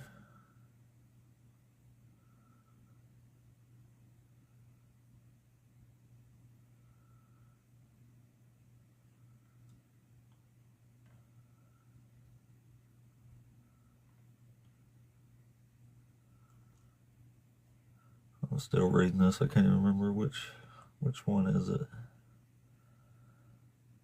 Oh, yeah, verse 15. It says, abolishing the law with its command and ordinances, that he might create in himself one new humanity in one place of the two, thus making peace. So Paul's clearly saying in Ephesians chapter 2 that the law is abolished. So the law went away according to Paul, which makes Paul a big old fat heretic. Fun stuff. All right, let's try the next one then.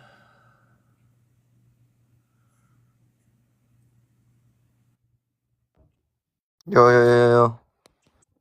Hey, what's up, buddy? Yo, it's good. I've got a question. Where you Yeah, from? under Where you 18? from before we start? What? Where you from before we start? I'm from the United States. So that's already like a red flag. Like you're a gypsy, you know, you got no life. You're probably a drug dealer. All right, you can't say that shit. Get a life. Get a life, motherfucker. People just not got nothing better to do.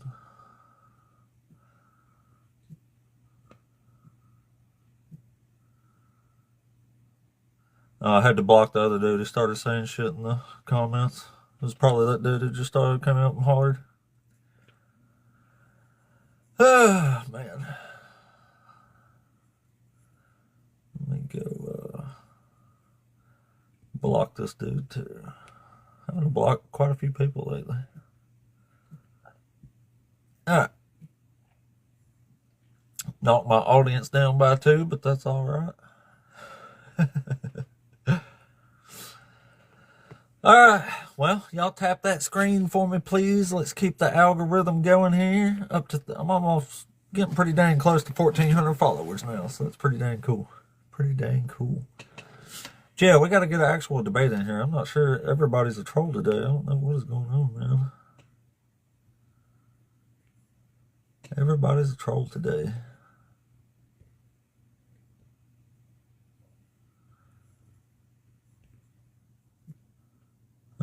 No, nobody in the queue, unfortunately.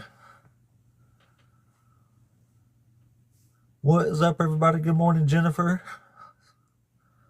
What up, everybody? I found Jesus in prison. I was there for parking tickets. He was in there for everything else. That's funny.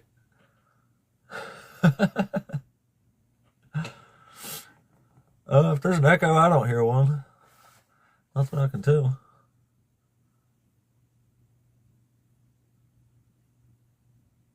Well, y'all tap that screen for me and let's keep somebody. We got to get another actual debate in here.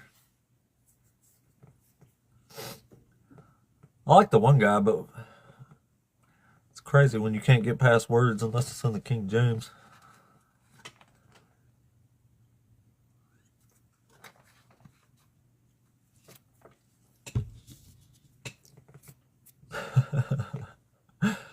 Oh man, that's funny. Doctor, thank you. Appreciate that. TikTok loves that. So I appreciate the heck out of gifts. Gifts are absolutely the best way to get the TikTok algorithm pumping. Thank you, Tiger Lily. I appreciate that. Brittany, thank you. Thank you all. Thank you all. Numbers are still looking good on the live. Just need some debaters. We'll get one in a second. We always do. Don't even have to worry about it. Tiger Lily, thank you again. Y'all killing it this morning. I appreciate y'all.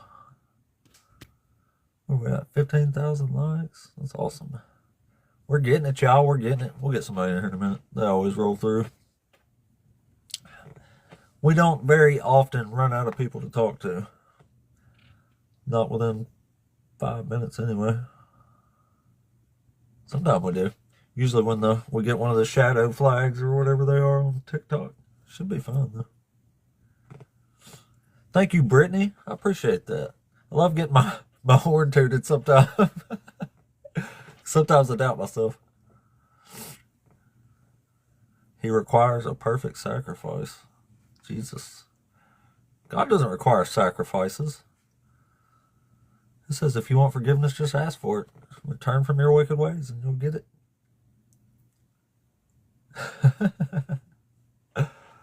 Oh, that's funny.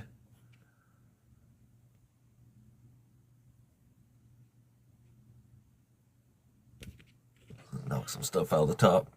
Well, if you're a Christian, come on in and talk to us. Just please don't be a stinking troll. We've had enough of them today.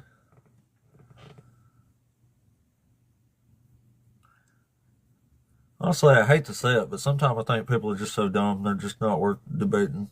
And that's saying a lot coming from me, because I consider myself pretty fucking dumb. Thank you so much. I appreciate that. If I'm dumb and destroying you, that's really saying something, I think. Like, it's one thing for, like, scholars to start channels and, like, destroy the layperson, but, like, I'm on the same ground. Like, I'm just a below average bear. Like, if you can't beat me, that's really not good. Really, really not good. Maybe Chronicler is a guest here. Maybe not.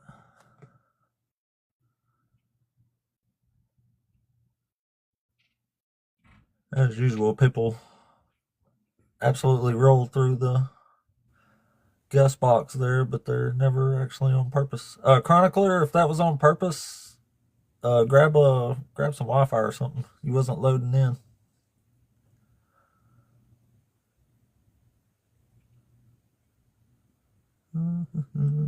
But yeah, it's one thing for.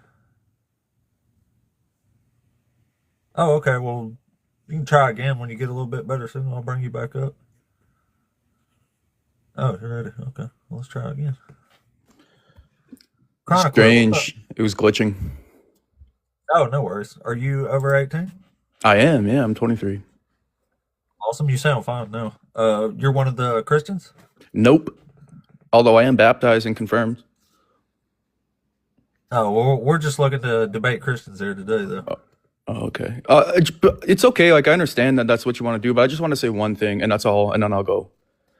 It's pretty cool. I think you'll find it cool. Real quick, what is it? Have you ever heard of the Ricky Gervais argument that if all evidence of human civilization was wiped out? You ever heard that argument? Okay, it goes like this. It's pretty cool. You'd find it What's interesting. that an argument for? It's an argument for essentially just that science is the better avenue to go down and to discover truth as opposed to Oh, I already religion. agree with that. Yeah. And it's maybe something you could use. So do you mind if I tell it? Drop in the comments if you don't care. I want to keep the stage open up here for debates. But I mean, I got a feeling, science will lead you back to the same thing. So I mean, I don't disagree. Everybody here probably knows that. It's the only reason I. Oh well, yeah, my bad then. But yeah, man, no friendly arguments up in here today. All right. Well, if you're a Christian, jump in the guest box. It is wide open right now. You can come debate the average bear. Below average bear, actually. I'm very low on the total pole of what's considered education these days. Yeah.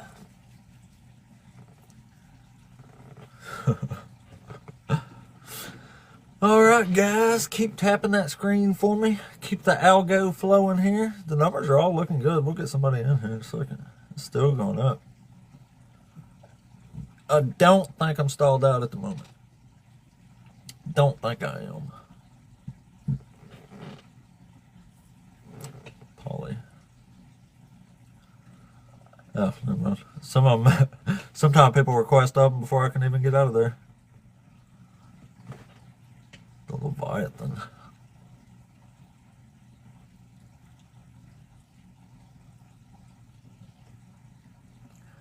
Yeah, the numbers look good. So y'all tap that screen for me if you don't mind. Wiggle your thumb a little bit, and that'll help a lot.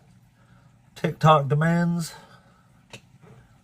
our thumbs move the whole stinking time.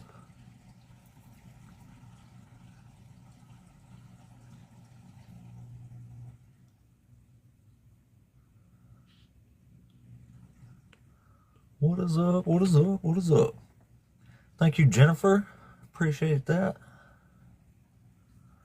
Appreciate all the screen taps. We got a shitload of likes. The numbers are going good. We'll get somebody in here in a second, I think. I don't think I'm shadow banned right now. Not the way it's moving. Even though we have said some swear words that right after I said I wish I had said them. I don't think we're... I think the algo's still moving though. At least at the moment. So do not worry. Worry not. And again, it's almost Merry Christmas time. Tomorrow is Jesus' fake birthday eve. Always a fun time. We get together with the fams and stuff. Go T, appreciate you. I appreciate the heart. I love seeing stuff on the screen. It's always really cool when it pops up on the screen. Thanks so much, guys. If you're a Christian, jump in the box. No wait. If I have good conversations, I'll talk to people for an hour sometime. And I've still got well over an hour I can be on today, so we're still good to roll. Roll on on. Roll on on.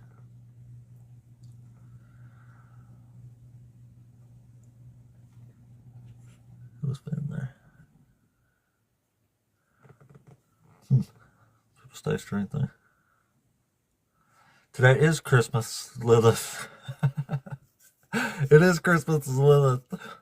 That's hard to say. Christmas, Lilith. It's hard to say. But anyway, if you're a Christian, jump on in that box if you want to talk to us. And we'll get a little debates going. It's what we need. It's what we do. We debate Christians in here. Debate Christians in here. Need somebody to talk to, though. Y'all know how it is. Sometimes we gotta wait 5 minutes. That's just part of the game here. I think I'm pretty popular as far as attracting people, though, because I watch other people that's got way, way bigger followings they go way longer in between bringing up guests than I do. My queue stays full. It's just not on purpose most of the time. And sadly, TikTok is full as fuck of trolls. Nope. More accidents there. I appreciate all the screen taps, the algorithm pushes. I appreciate y'all. Because I don't know much about other religions. And I live in America. It's mostly Christians here. If you debate Islam in America, you're only debating like 1% of the population or less. Let's try. Maybe this one's. Hey, how's it going? Hey, what's up, bud? Are you over 18? Yes. Awesome. Today I Are you turned one of the 33. Christians? Yes, I am. Okay, cool. So which one of these topics you want to debate us on today? That's a good question. Just okay. Just a precursor to this. I have PTSD, and so during discussions, if it gets a little heated, I have to stop and cool down a little. So Wait, what now? I have CPTSD, and so sometimes CPTSD? yes, complex PTSD. Oh, So okay. Well, then yeah, I'll it keep that in means mind. that in my case, when I get into like a discussion, if the rules stability aren't followed, it elevates me a lot. But I don't get mean or nasty. So but let's chat, let's discuss, and if you feel it's not good, then you can always kick me off. Sure. So which one of these topics you want to start on today? Um, 3. I like 3. Number 3, God is an unjust narcissist and liar. That's a good one. So I say God is a Yeah, it narcissist is. because, I say God is a narcissist because a narcissist is someone who's extremely self-centered and don't consider anybody else's feelings. And I say God Okay. does that because the Bible says God does all this for God, for his own glorification. So he's glorifying himself by making people suffer and controlling people. That's why I say he's an unjust narcissist. Okay. Yeah. And I guess so. What parts of Christian scripture do you consider to support that, I guess? Which, like, verses? Or you can just say book and say what idea there is. I don't need verses Oh, well, necessarily. like in Isaiah 48, it says the reason he does all this stuff is for his own sake. He literally says verbatim, for my own sake. For my own sake, I do it. Mhm. And he says he made Israel to glorify himself. It says he hardened the Pharaoh's heart so that he could display his power. In John 3, it says he made a man blind just so he could heal him later. So, I mean, to me, that's been a psychotic narcissist. I mean, Yeah, I can understand that sentiment. It certainly sounds like that. Um, so I've actually thought about this one a lot recently, and so I'll give you an analogy and then the explanation as to why I think that you're a little misguided here. So let's okay. say we are playing sports, and I said, okay, you good? Yeah, yeah. Let's say that we're playing sports and we agree on basketball, and then you start tackling people and kicking the ball and not abiding by the rules. And then the guy's like, hey, look, we're trying to score a hoop, we're trying to dunk it and shoot a three. Um, and they're like, well, this is basketball, and they're obviously not following the rules. So the analogy serves as if you're going to look at Christianity, you have to accept the basic premise first, and then adjust your worldview, not your worldview, adjust in the thought experiment where things go. Does that make sense? It makes sense to Christians, just not to me. Okay, so You're saying you let's have to put on. presuppose something to follow the narrative, but it's supposed to be the other way Sure. around. Well, if you have an algebraic equation and it says y equals mx plus b, right? And then to find the solution, you say x equals 3, therefore what is y? But if you say, well, let's change it and make x equal 5, you're not going to get the right answer to the equation by changing x instead of trying to solve for y. So you're moving the x in a different direction, and you'll never actually find the answer to y in that particular situation. So ultimately, you're saying here to understand Christianity or God, you have to play by God's rules, right? You have to, well, I'm going to see if I can explain it this way. If so, the foundation of Christianity is that God is good, and so if God is good and you disagree with God, you can't erase the premise to say that God is bad because you disagree.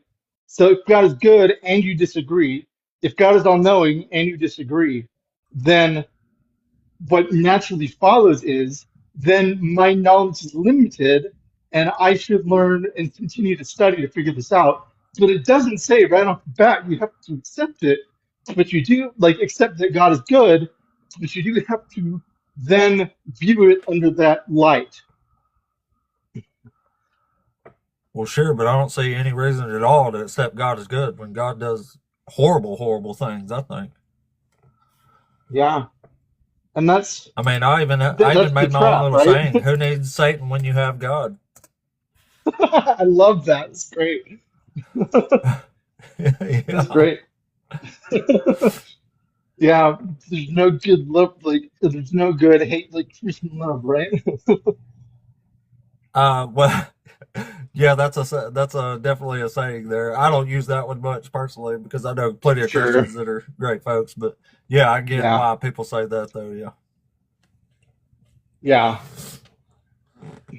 So, and I guess what primary question about the goodness of God would you have to have answered to change your mind? Well, I would have to have all this evil God is doing squared away somehow or another. But I just don't understand how that happens. Okay, Like, just that's for example, in fair. Isaiah Yeah, 13, he makes pronouncements against Babylon. He has innocent babies smashed to pieces in front of their parents' right, eyes and a bunch of women raped. So, I mean, I just don't understand what universe that's love or justice in. right. Makes sense. Um, I mean, certainly you don't think that's okay, do you? so that is a very complex question to answer. Because I Well, it look at it should be as God easy, I is, would think. well, so in short form, yes, I do think it's okay. Circumstantially, right? It's the trolley question. That's all it is the trolley question. If, let's say, if 100 million suffer really badly, but 10 billion or 100 billion don't have to suffer because of that, is it worth that trolley, that switch on the trolley? So it's the utilitarian argument. Sure, but that's not what's happening here. I'm curious as to why you believe that. I'd like to explore that a little. What's what it says? He's pronouncing the judgment on Babylon for enslaving the exiles here. Sure. And yeah, that's very interesting.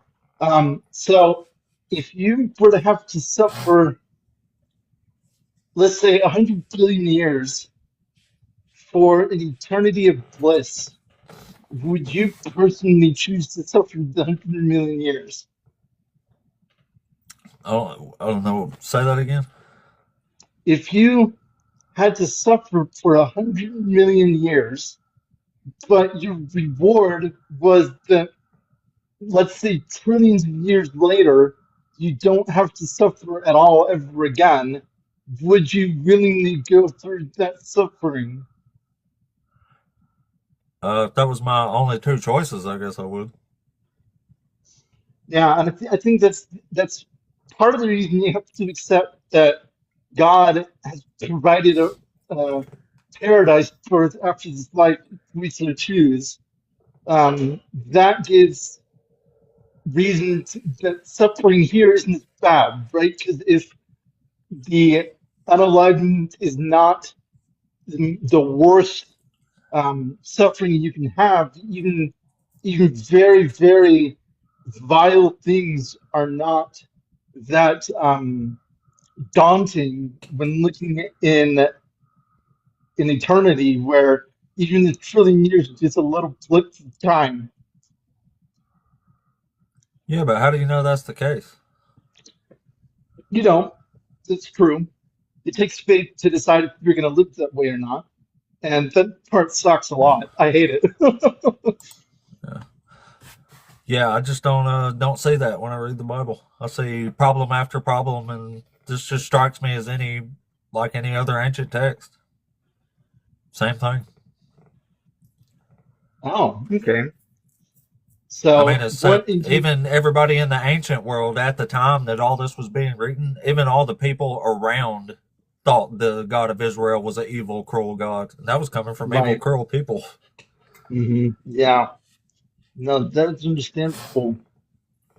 Um,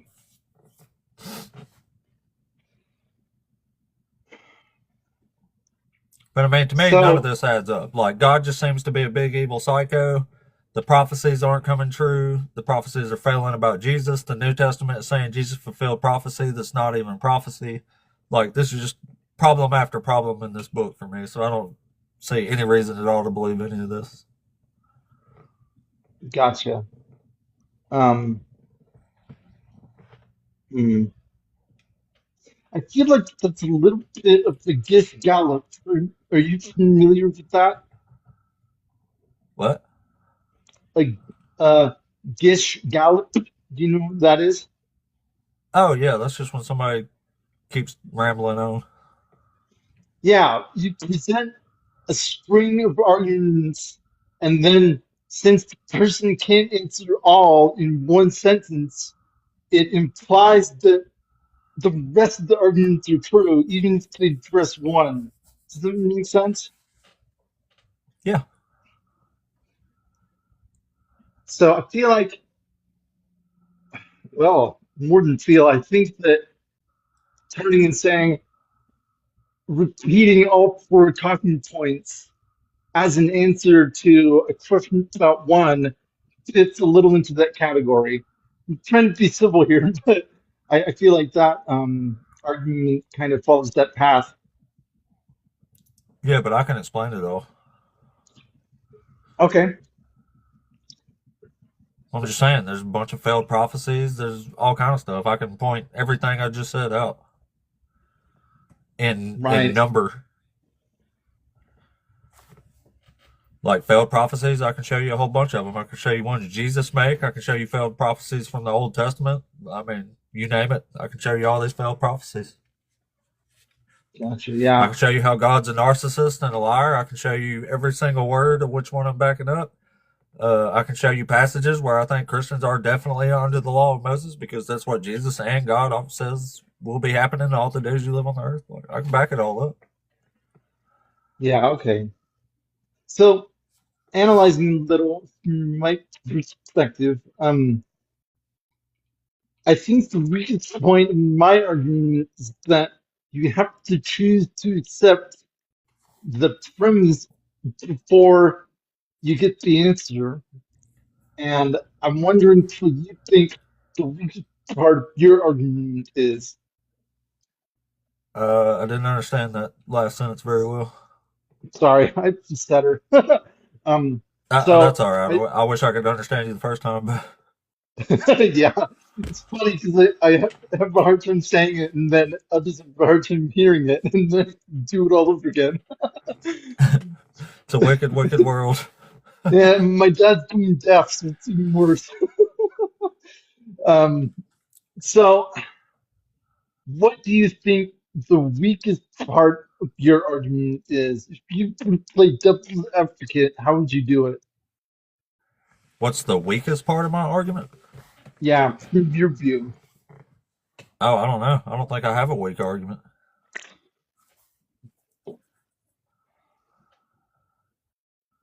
I mean, all Every these argument arguments has that a I weak use, I part. thought them out for a long time.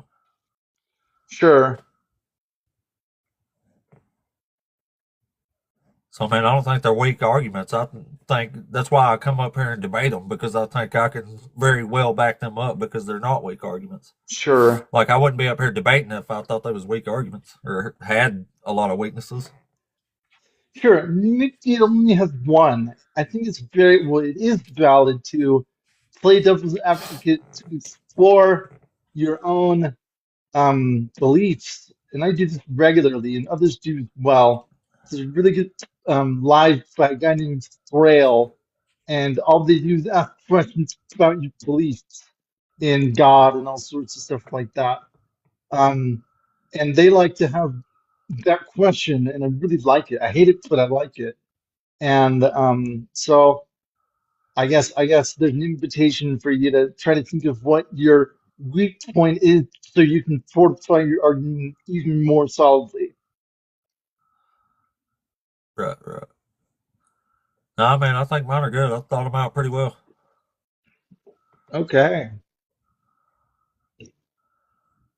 cool. Well, I have some things to do today. It's my birthday, and I gotta get ready for the day. So, nice talking Hell with yeah. you. Well, yeah, I'll drop you back here. Happy birthday, though, buddy. Hope you have a good birthday right before Jesus's pretend birthday. Hope you have a good one. All right, let's try the next one here. I don't think he might not have been on purpose, actually.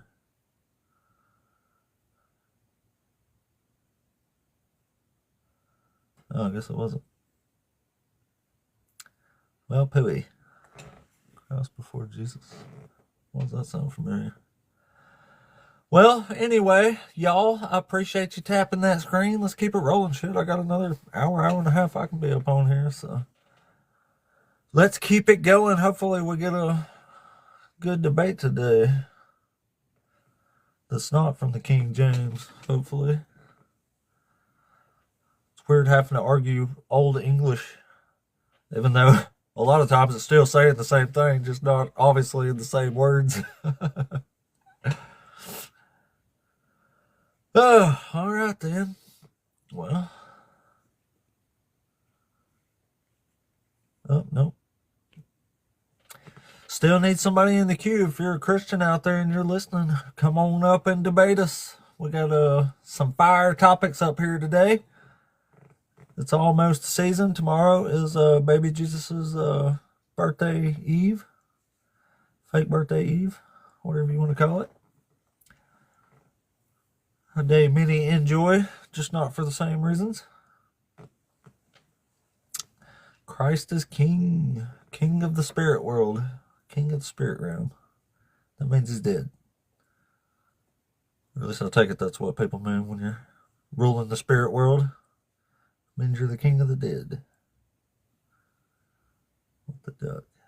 Welcome through, everybody. Let me check these. Yeah, the number's still going crazy. We'll get somebody else in here in a second. So my algorithm is still good, I believe. Still good, I believe. Anyway, if you're a Christian, no wait at the moment. The queue's empty. So come on up and debate us. Got some great topics on the board here, as usual. The bogus birth narrative of Jesus. Jesus fulfills zero prophecy, our personal favorite. And God is an unjust narcissist and liar. Christians are under the law of Moses. All good topics, huh? They've been fired the last several weeks. Many weeks. Welcome in, everybody. If you're coming through, tap that screen for me, please. I've got a ton of likes and stuff, but the what's up, unbeliever? What's happening? What's up, atheist? What's going on, buddy? What is up? What is up? Everybody come through now, shit. Well, y'all type that screen for me and get us another person in the queue up in here to debate. TikTok demands.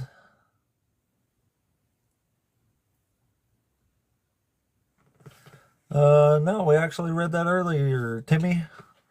My version in Micah says Bethlehem is a clan, not a town. It's the line of David. But you, O Bethlehem of Ephrathah, who are one of the little clans of Judah. A clan of Judah, not a town. But yeah, if you're a Christian, jump on in the box and quest up. We'll go read the prophecies, see if the words line up. I agree, Bethlehem is a town. I do not agree that the Old Testament says you have to be born in Bethlehem to be a Messiah. The Hebrews actually tell me that's about King David himself. But even if it's not, Jesus was never a ruler in Israel. Here, I'll tell you what, I'll just read it. Nobody's in the queue right now anyway. So, let's go back once again to the illustrious Micah 5.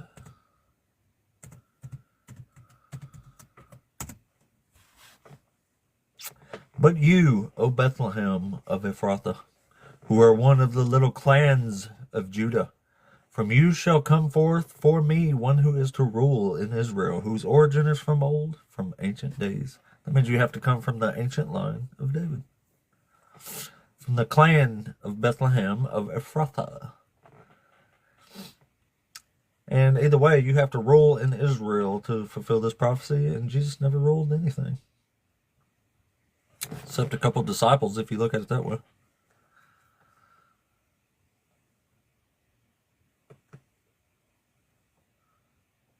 What is this? Something else there? There we go. Oh.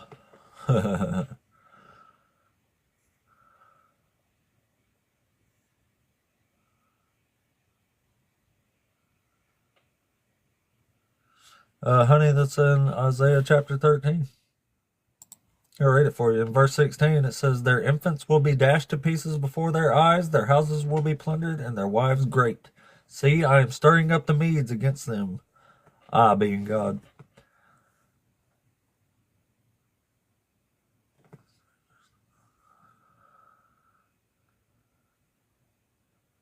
All right, well, y'all keep tapping the screen for me if you don't mind. Keep the algorithm pushing out here. All the numbers still look good.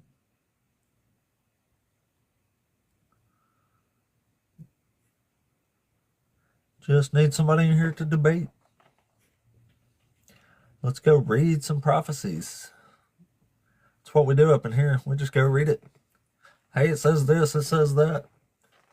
Hey, let's just go read it. Let's read what the words say. Some Christians hate that for some reason. Maybe there's one in here. Or not.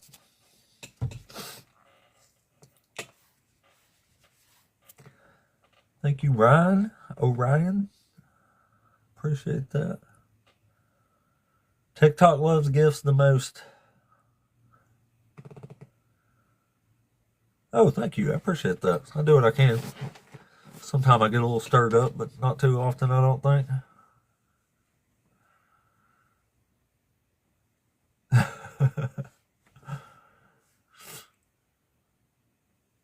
Thank you, Jennifer.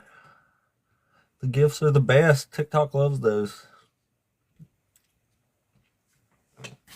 TikTok loves those. Appreciate you guys. Appreciate you guys. Appreciate the repost too. Those seem to make a really big difference here. Hell, it all does. Tapping the screen, reposting, all that really, really helps the algorithm and the channel keep growing here, which is going ape shit. No pun intended.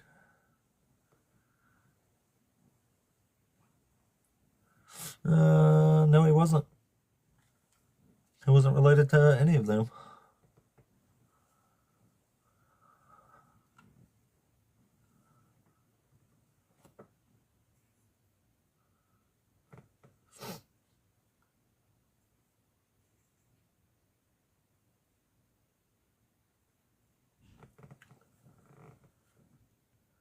Tell him, Brittany. Yep. Anyway, we'll get somebody else in here in a minute. Never fails. And the algorithm's still moving just fine, so I don't think we've been shadow banned right yet.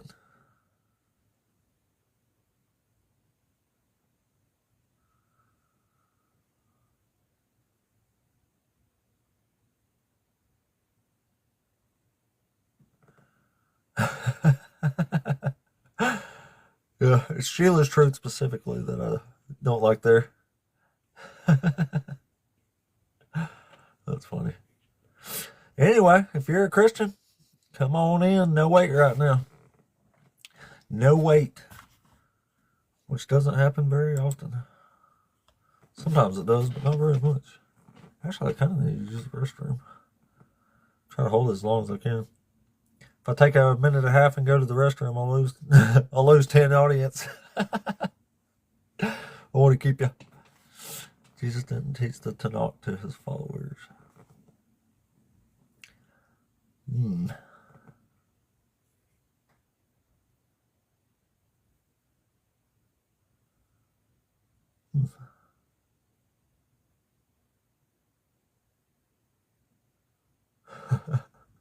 Thank you for the follow. Thank you for the screen taps. I appreciate that. We're killing the likes. Killing the likes. I believe he did enter Jerusalem riding on a donkey. Unfortunately, I don't believe he fulfilled a single other part of that prophecy besides riding a donkey, which is coincidentally, any fool can ride a donkey. Not saying much.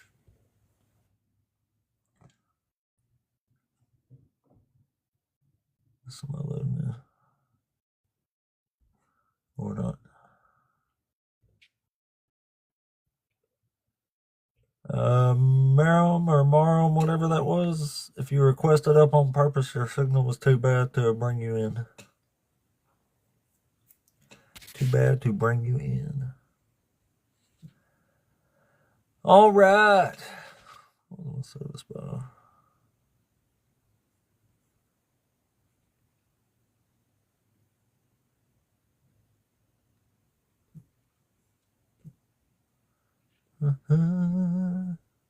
Oh crap.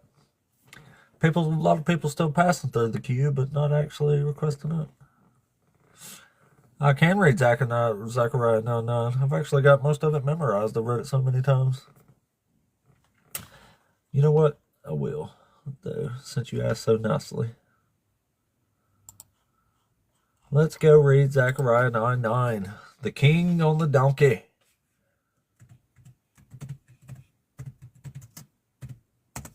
The king on the donkey.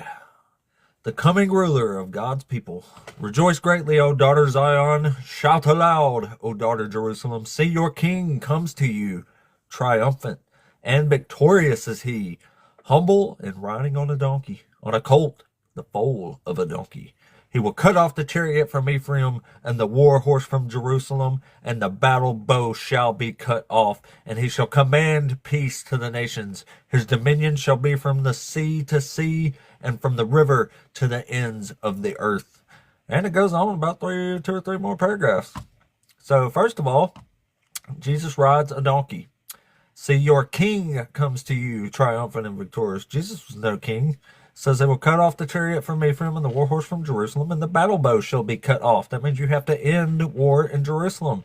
It also says he shall command peace to the nations, and his dominion shall be from sea to sea, from the river to the ends of the earth. Jesus was never king. He never brought peace to anywhere on earth. He never ruled an empire from the sea to sea, from the river to the ends of the earth, from the throne of David. Jesus never done any of this stuff. It also says here in verse 13, I have bent Judah as my bow. I have made Ephraim its arrow. I will rouse your sons, O Zion, against your sons, O Greece, and wield you like a warrior's sword. Jesus said he didn't come to bring peace. He came to bring a sword. And in Luke chapter 19, after he rides this donkey, he starts crying and blames all the people that they did not recognize what makes for peace. Jesus didn't bring anybody peace. Saying Jesus fulfilled this prophecy is absolutely ludicrous. He don't command no peace. What peace? Israel's at war right now. Literally since the day of Israel's inception in 1948, they've been at war. So, Timmy, sorry. The words don't line up, man. I read it, though.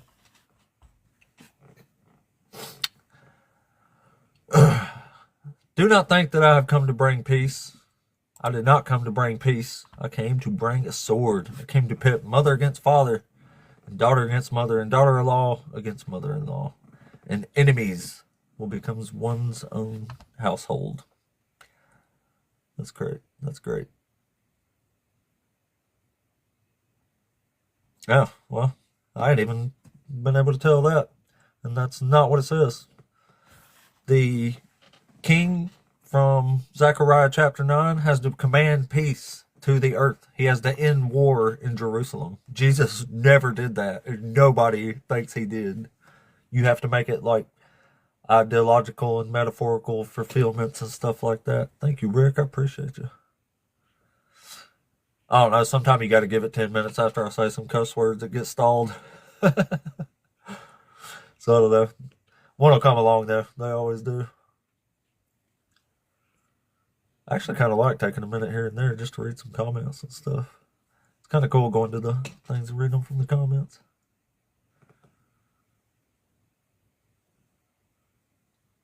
Yes, still, yeah. Pretty much.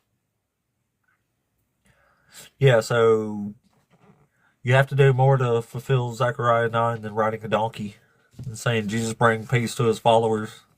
That's not what Zechariah 9 says. Y'all wish. Y'all wish. Actually, I wish too. I would still be a Christian if these prophecies actually lined up. Unfortunately, they don't. Jesus didn't do none of this stuff. I mean, none of it. Unfortunately.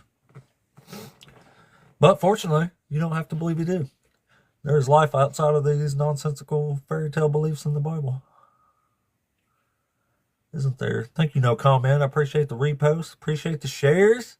Jennifer, thank you. Jennifer's on fire today. He's on fire today. Steven real. I can't remember. I guess we'll see. Maybe. David, you there? David? I think David's here on purpose. Why not just say obey the laws? What laws? The laws of Moses? The laws that says you have to throw rocks at people until they're unalived because they thought about going to other gods?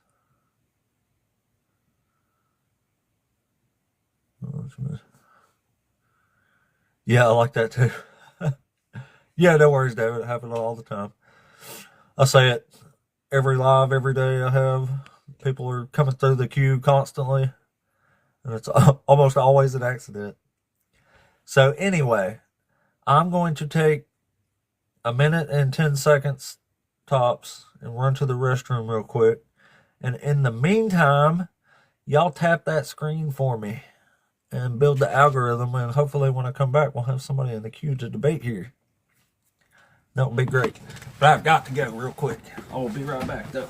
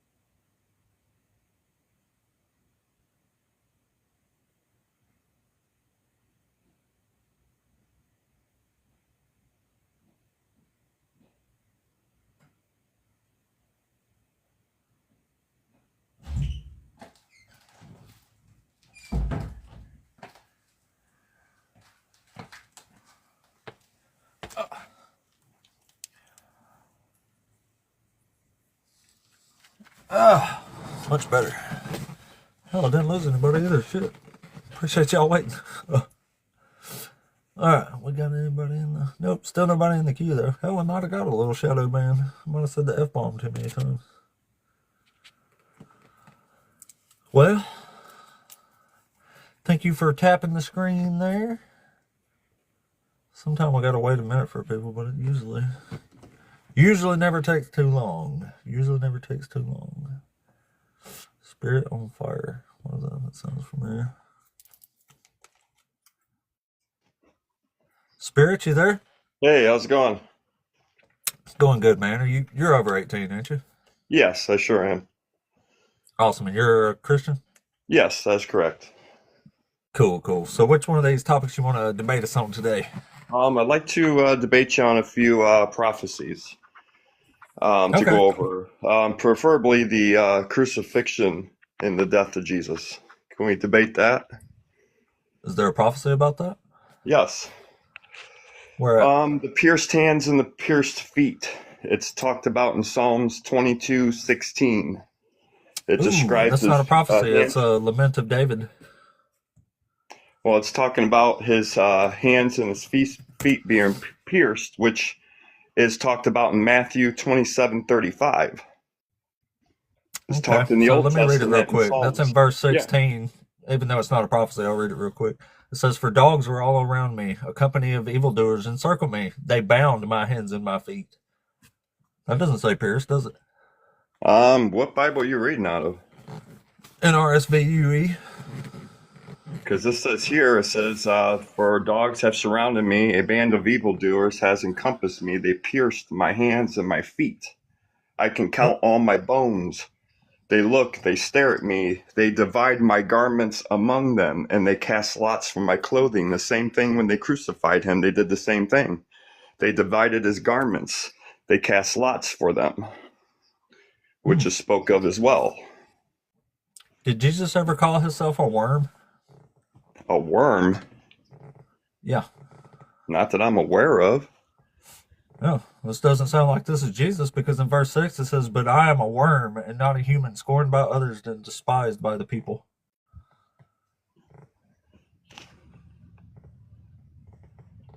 And then, okay, well, let's move on to another one then. Okay. Yeah, let's get mocked away and from that one struck. quick. No, it mocked and struck. Isaiah 50, verse 6. Foretold being spit on and struck, which happened to Jesus in Matthew 26:67. What? You said Isaiah 50? Isaiah chapter 50, verse 6. It foretold about Jesus being spit on and struck, which happened to him in Matthew chapter 26, verse 67. Okay. Well, what is chapter 50 in Isaiah referring to? What's this chapter mostly about? A crucifixion and the death of Jesus. Where does it ever say crucifixion? Huh?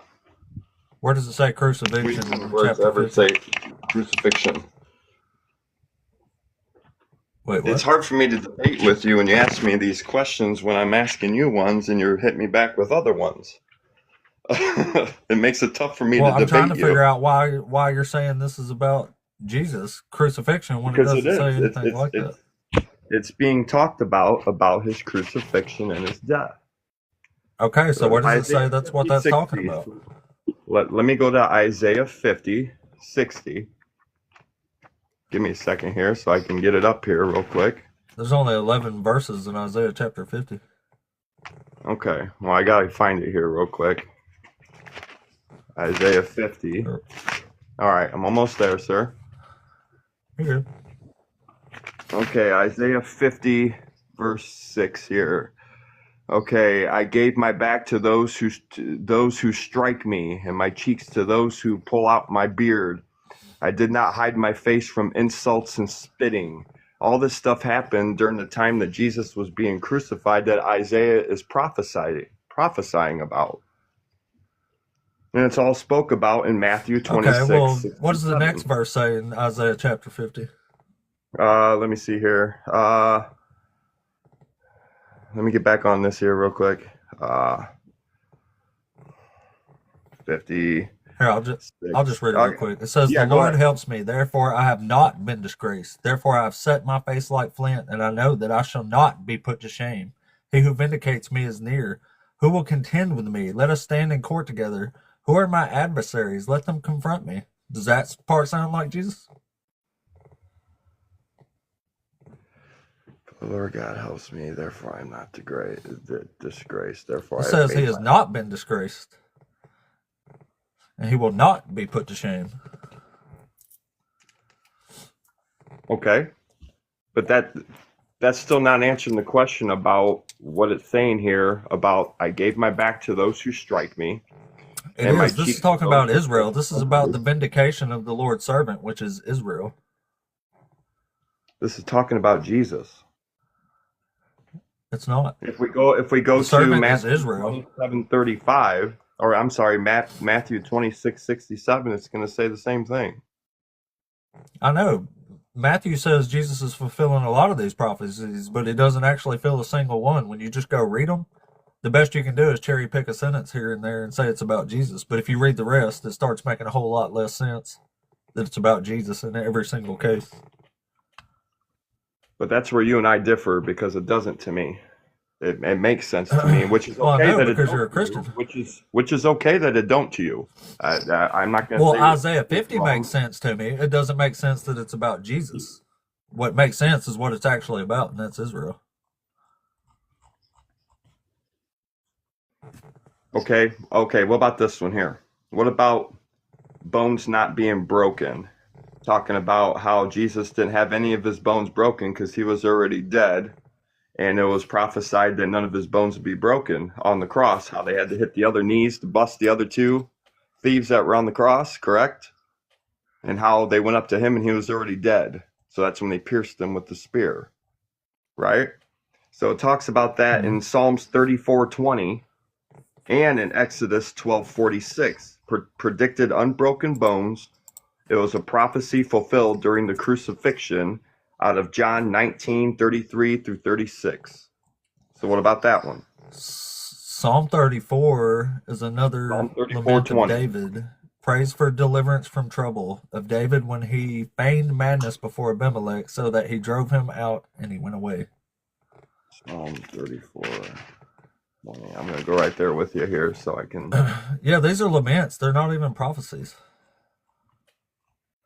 But all this stuff's been fulfilled. It's talking about Jesus. It's all this stuff's been fulfilled. That was just something written after the fact, and they're using a line, a single line or two from the Old Testament. Jesus is way after that. This is 900 years after Jesus, or before Jesus, I meant. Absolutely. This is stuff that's been predicted of Jesus that has come absolutely true. So Jesus read this book, and whoever wrote the New Testament read this book, and they knew they could use a few of these lines to try to make them about Jesus. Man, the problem is when you read it in context, it's not even a prophecy. You, man. I can't debate you because that it's easy to say something like that, like all this was already done, made after the fact. This is Psalms. Well, it was. These are the problems that I have with it. That's what a debate is. You say something, and I tell you what I think about that, or I say something, and you tell me what you think about that. That's how it works. And that okay. I understand that. What? Okay. So none of this stuff that I've went over with you is nothing that you believe had to do with Jesus. No, because it's not. Okay. All right. But I feel different on it, which is okay. I know you do, but you can't show us where it says anything about Jesus. You're doing just what I'm saying you're doing. You're taking a line from each of these chapters and saying it's about Jesus. But when you keep reading from those chapters and stuff, it becomes apparent they're not about Jesus. Like Psalm 22, that's a lament of David. That's not a prophecy. It's a God calling out to David for help. It's the opposite of a prophecy. It's more closer to a prayer.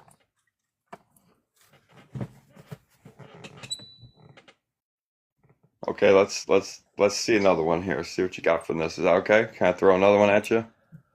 Yeah, let's go. Okay, what about let's do one of the miracles that Isaiah prophesied in chapter 35, verses 4 through 6. It was foretold, the blind seeing and the lame leaping, and that was fulfilled by Jesus in Matthew 9:33 and 12:22. Can we go to that and look at that? Isaiah 35. Yeah. Okay, so let's go to Isaiah 35, 4 through 6. Okay, can I read it? Yeah. It says, "Let those be ashamed and dishonored who seek my life. Let those be turned back and humiliated who devise evil against me. Let them be cut off. Let them be like chaff before the wind, with the angel of the Lord driving them on. Let their way be dark and slippery, with the angel of the Lord pursuing them." And that talks about, let me see here, 35, 4 through 6. Yes, that foretold the blind seeing and the lame leaping. And what it says, let me see then. Then you go into Matthew. Okay. Sorry, it takes me a little bit to go find all my stuff here. Matthew 9:33.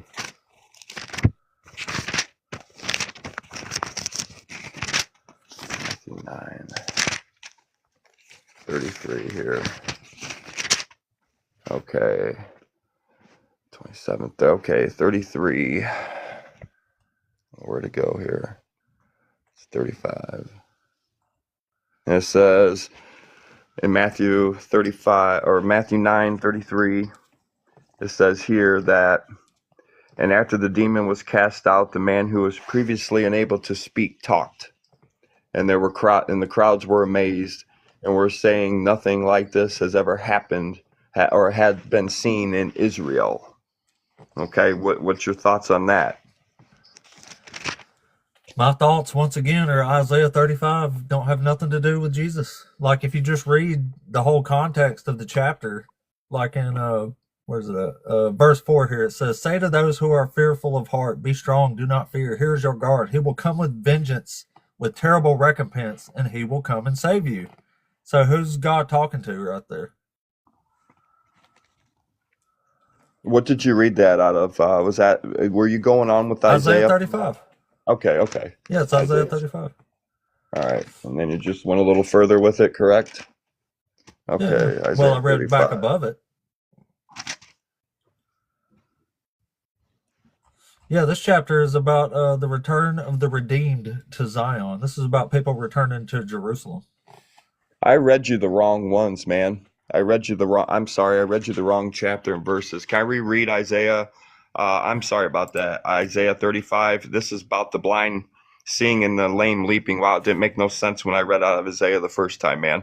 So it says here, say to those with anxious heart, take courage, fear not. Behold, your God will come with vengeance. The retribution of God will come, but he will save you.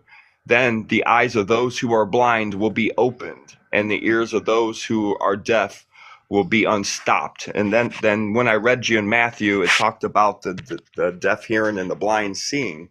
So that's me believing that this is what Jesus fulfilled out of Isaiah.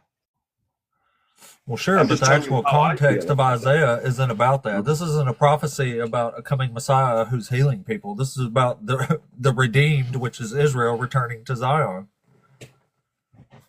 See, I don't think so, man. That's what I'm saying. The context never matches up from what the New Testament says it is.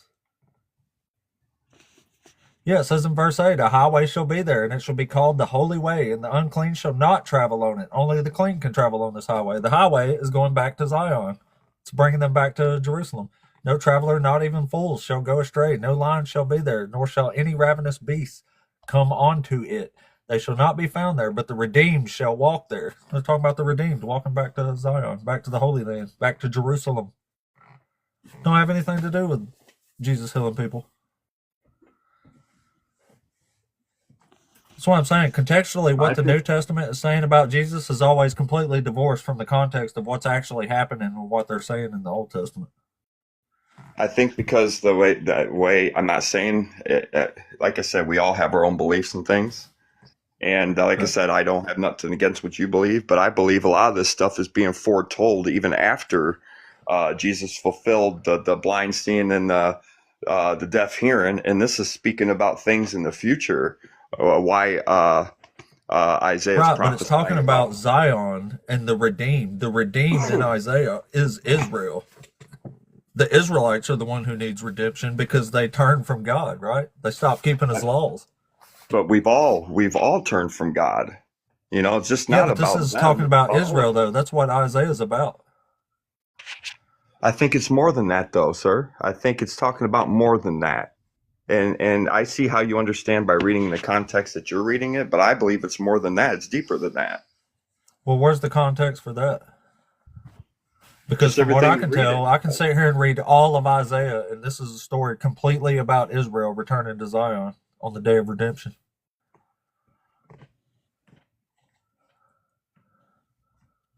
I don't think I'm going to be able to come up with anything here. I mean, well, that's what a debate's about, right? It's me trying to get you to believe something. Yeah, that's why I say it's zero prophecies.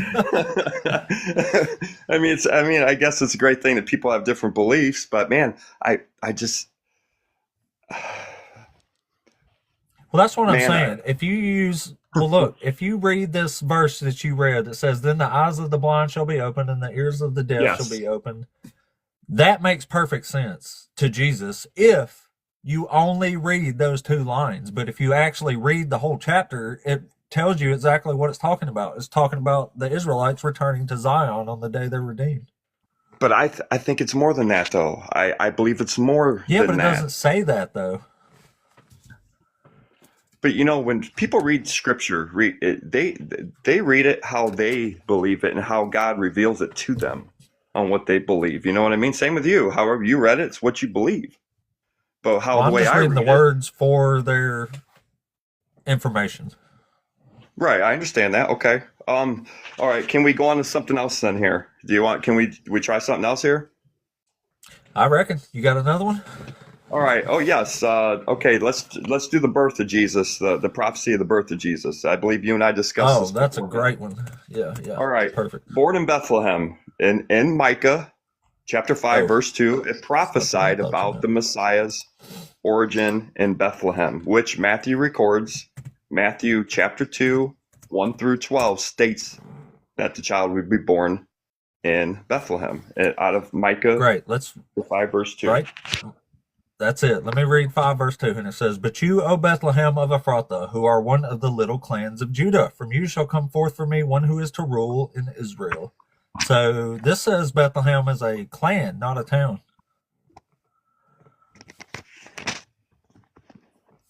Say that again. I'm sorry. It says, "But you, O Bethlehem of Ephrathah, who are one of the little clans of Judah." So this is saying that Bethlehem is a clan of Judah, not a town. And it says, "For you shall come forth for me one who is to rule in Israel." So you have two big problems there on a simple read. Bethlehem, it doesn't say it's a town. It says it's a clan of Judah, and it says you have to rule in Israel, which Jesus never did.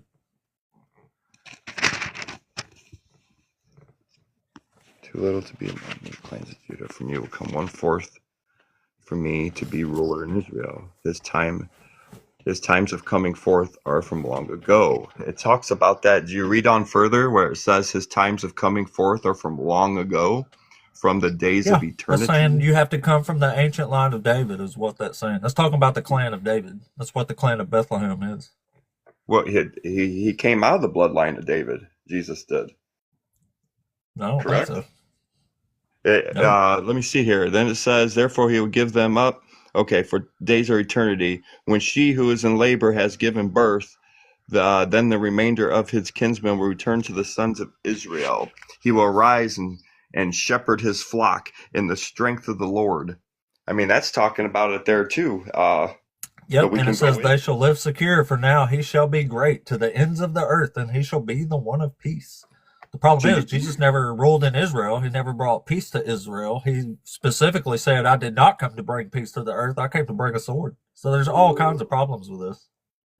Yeah, spiritually wise, it was more so spiritual. He wasn't trying to rule Jerusalem in the flesh. He's talking about spiritually, about sin, about but in Micah, this is talking about an actual ruler of Israel.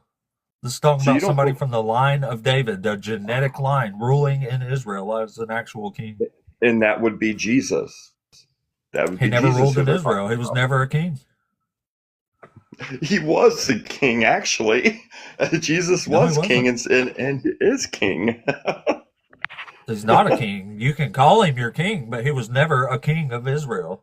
And in Matthew chapter 1, Herod is afraid that Jesus is going to overthrow him and take his actual real throne of Jerusalem. Jesus never did that. So we're talking about a literal throne here. You don't believe that anything from the Old Testament refers to Jesus whatsoever, do you? Not a single time. Man, oh man. Well, I won't be able to Jesus doesn't fit any messianic description in the Old Testament.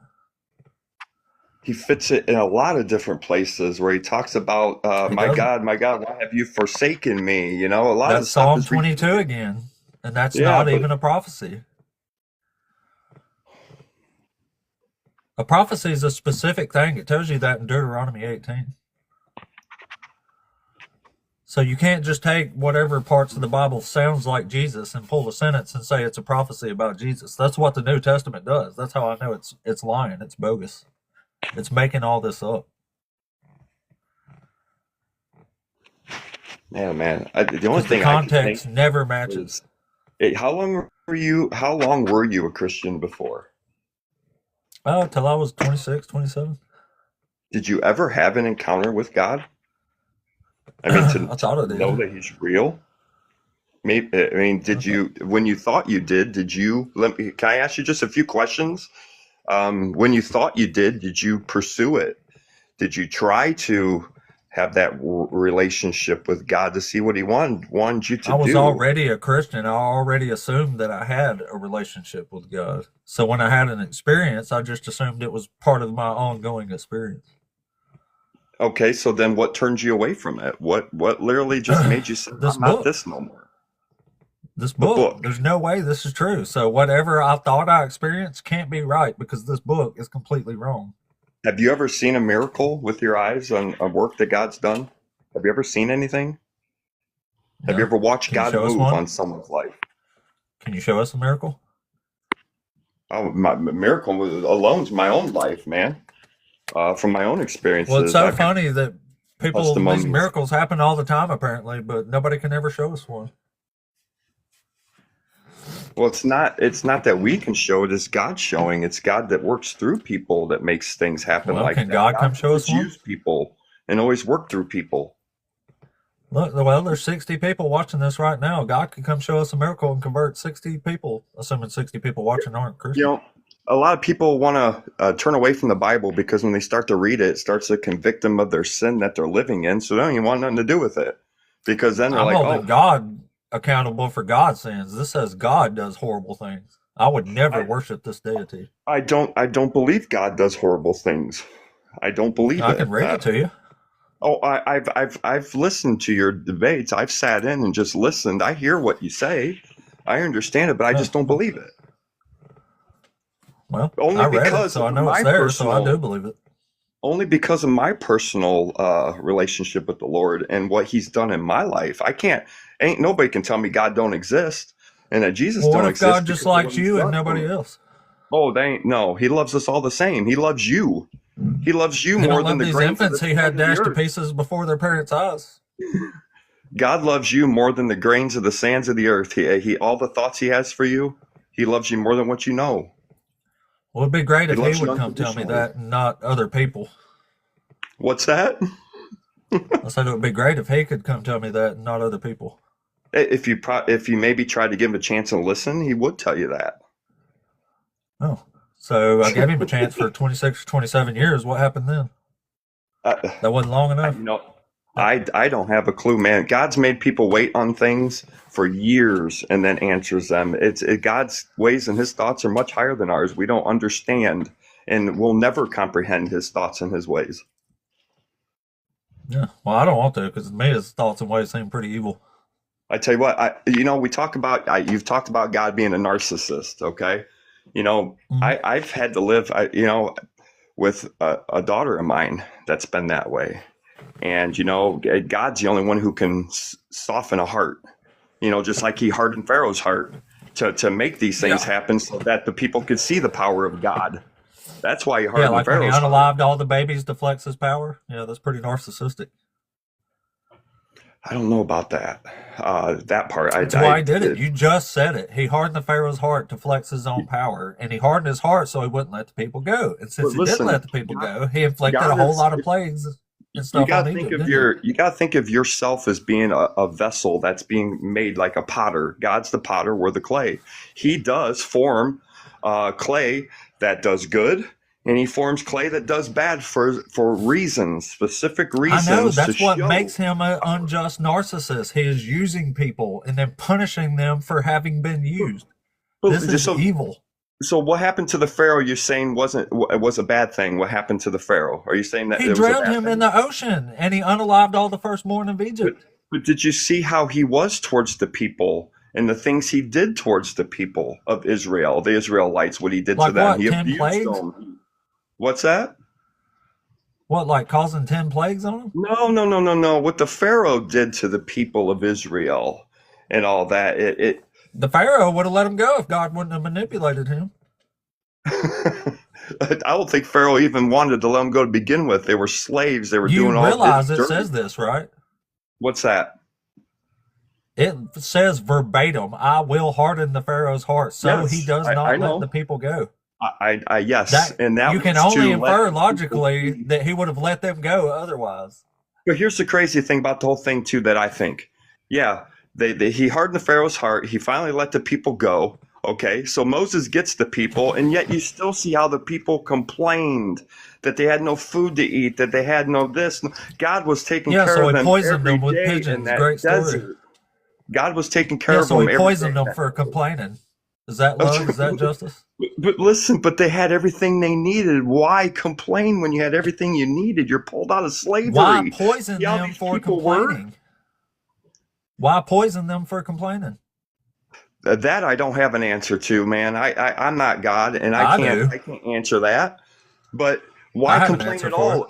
If I was there during that time, I'll tell you what, I would have kept my mouth shut and just seen the power of God and been like, "This is amazing. He's taking care of us every day. Well, Why do God we have clearly put anything to them in the complain about?" position where they thought going back to Egypt was a better option. They thought that because, oh man, we I were know, better because off they were being the ones in slaves. that position. They probably knew better. Man, So I would God have said, been hey, different how in that dare time. y'all? I'm going to poison you all now. Yet people still turn their back on God, the one who can Exactly. give them It doesn't everything, make the any one sense, who. though. Yes, it didn't make any sense on why people would do that. It didn't make no sense on why they would do that. It's probably because But it to doesn't see the make any power of sense. God, to see the plagues, to see all that in real time in that day and age would have been amazing to see. But yet people still wanted to bow down and worship these fake idols that do nothing, that Yeah, can't it's breathe, almost can't like it's see. just an unrealistic story. Yeah, you know what? Okay, yes, you're kind of right on that one. But I'm just saying from my own experience and the things I've seen and things since I turned my life over to God, it's been nothing but good. And then I will tell you this, when we turn our back on God, when things get going good, then we start to fall back in the slump of the way the old ways used to be. And I've noticed that. So then when we keep our eyes focused on the Lord, things still stay good and do good. That's what I've noticed, man, is what God's done for me in my life and the things that's changed. He works That's great, works but on he you from the sure did inside some out. other people wrong. That I can't answer for, man. I can't. But I can man, it's answer for been. you if you want. I'm sure you could. I'm I sure you can. could. But yeah, man, I appreciate you coming up if you're Hey, about to go, buddy. hey, have a good one, man. It's been great. Thanks. Yep. Yeah, back All at right. you. I'll Bye. drop you back here. That was a good conversation. I told you we'd get some more in here. We never have to worry about it. All right, so we have got freaking 7 people in the queue right now, so it piled back up for show. So the next one, wait a minute, 2 seconds before I bring up the next one. Let me go check back over my stuff here. 30K likes, 1,378 followers. Man, I can't believe how fast the channel is growing. Oops, I hit the wrong one there, sorry. All right, 1.7, 12 new followers this live. Awesome. Appreciate you all. Thanks for being here, everybody. Whether you think I'm up here crushing the Christians, enjoy, or you think I'm getting crushed by the Christians, enjoy. Enjoy the show. All right, let's try the next person here. Some of them's been here for a while, so I doubt they're still here, obviously, but we'll see. If I was an Israelite. Oh, that's funny. I don't know what that's talking about. That's funny. All right. Well, let's try the next one here. I don't think Jaden was here either. I have to give it a second, though. Sometimes I get lag like 5 or 10 seconds behind actually bringing somebody up. So it makes for a slight moment of awkward silence. All right. Let's just move down the line. Guess disconnected. I can move on from that one. Yes. Hello? Hello. Hello, how are you? PLS. I'm all right. Alls. Are you? Alls. Are you over 18? Am I what, sorry? Are you over 18? Yeah, I'm born in 2007, so I am 18. Oh, cool. So are you one of the Christians? Yeah. Cool. So which one of these topics you want to debate us on today? Okay, first I want to ask, because you're a former Christian, why did you choose not to be a Christian no more? Because I studied the Bible and it stopped making sense when I actually read it, and I found Yeah. out God was doing really horrible things. So I can't worship a God I can't defend justly. Yeah, I get that. It does really not make sense in some parts. I understand that part. Can we talk about Jesus's birth? Yeah. So, do you have the Bible quotes? Because I can't get them because I can't. If I go on the Bible quote, it'll go off on the live. You talking about Micah 5, where it says the Bethlehem prophecy? Yeah. All right, so Micah 5, verse 2 says, "But you, O Bethlehem of Ephrathah, who are one of the little clans of Judah, from you shall come forth for me one who is to rule in Israel, whose origin is from old, from ancient days." So this is saying Bethlehem is a clan, and you actually have to rule in Israel to fulfill this prophecy here. So I don't think Jesus did either one of those. Oh, I've never heard that one actually.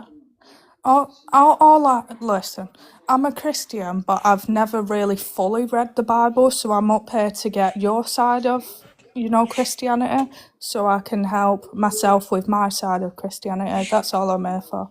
I'm not here to tell you to be a Christian. I'm not here to tell you that you have to follow God.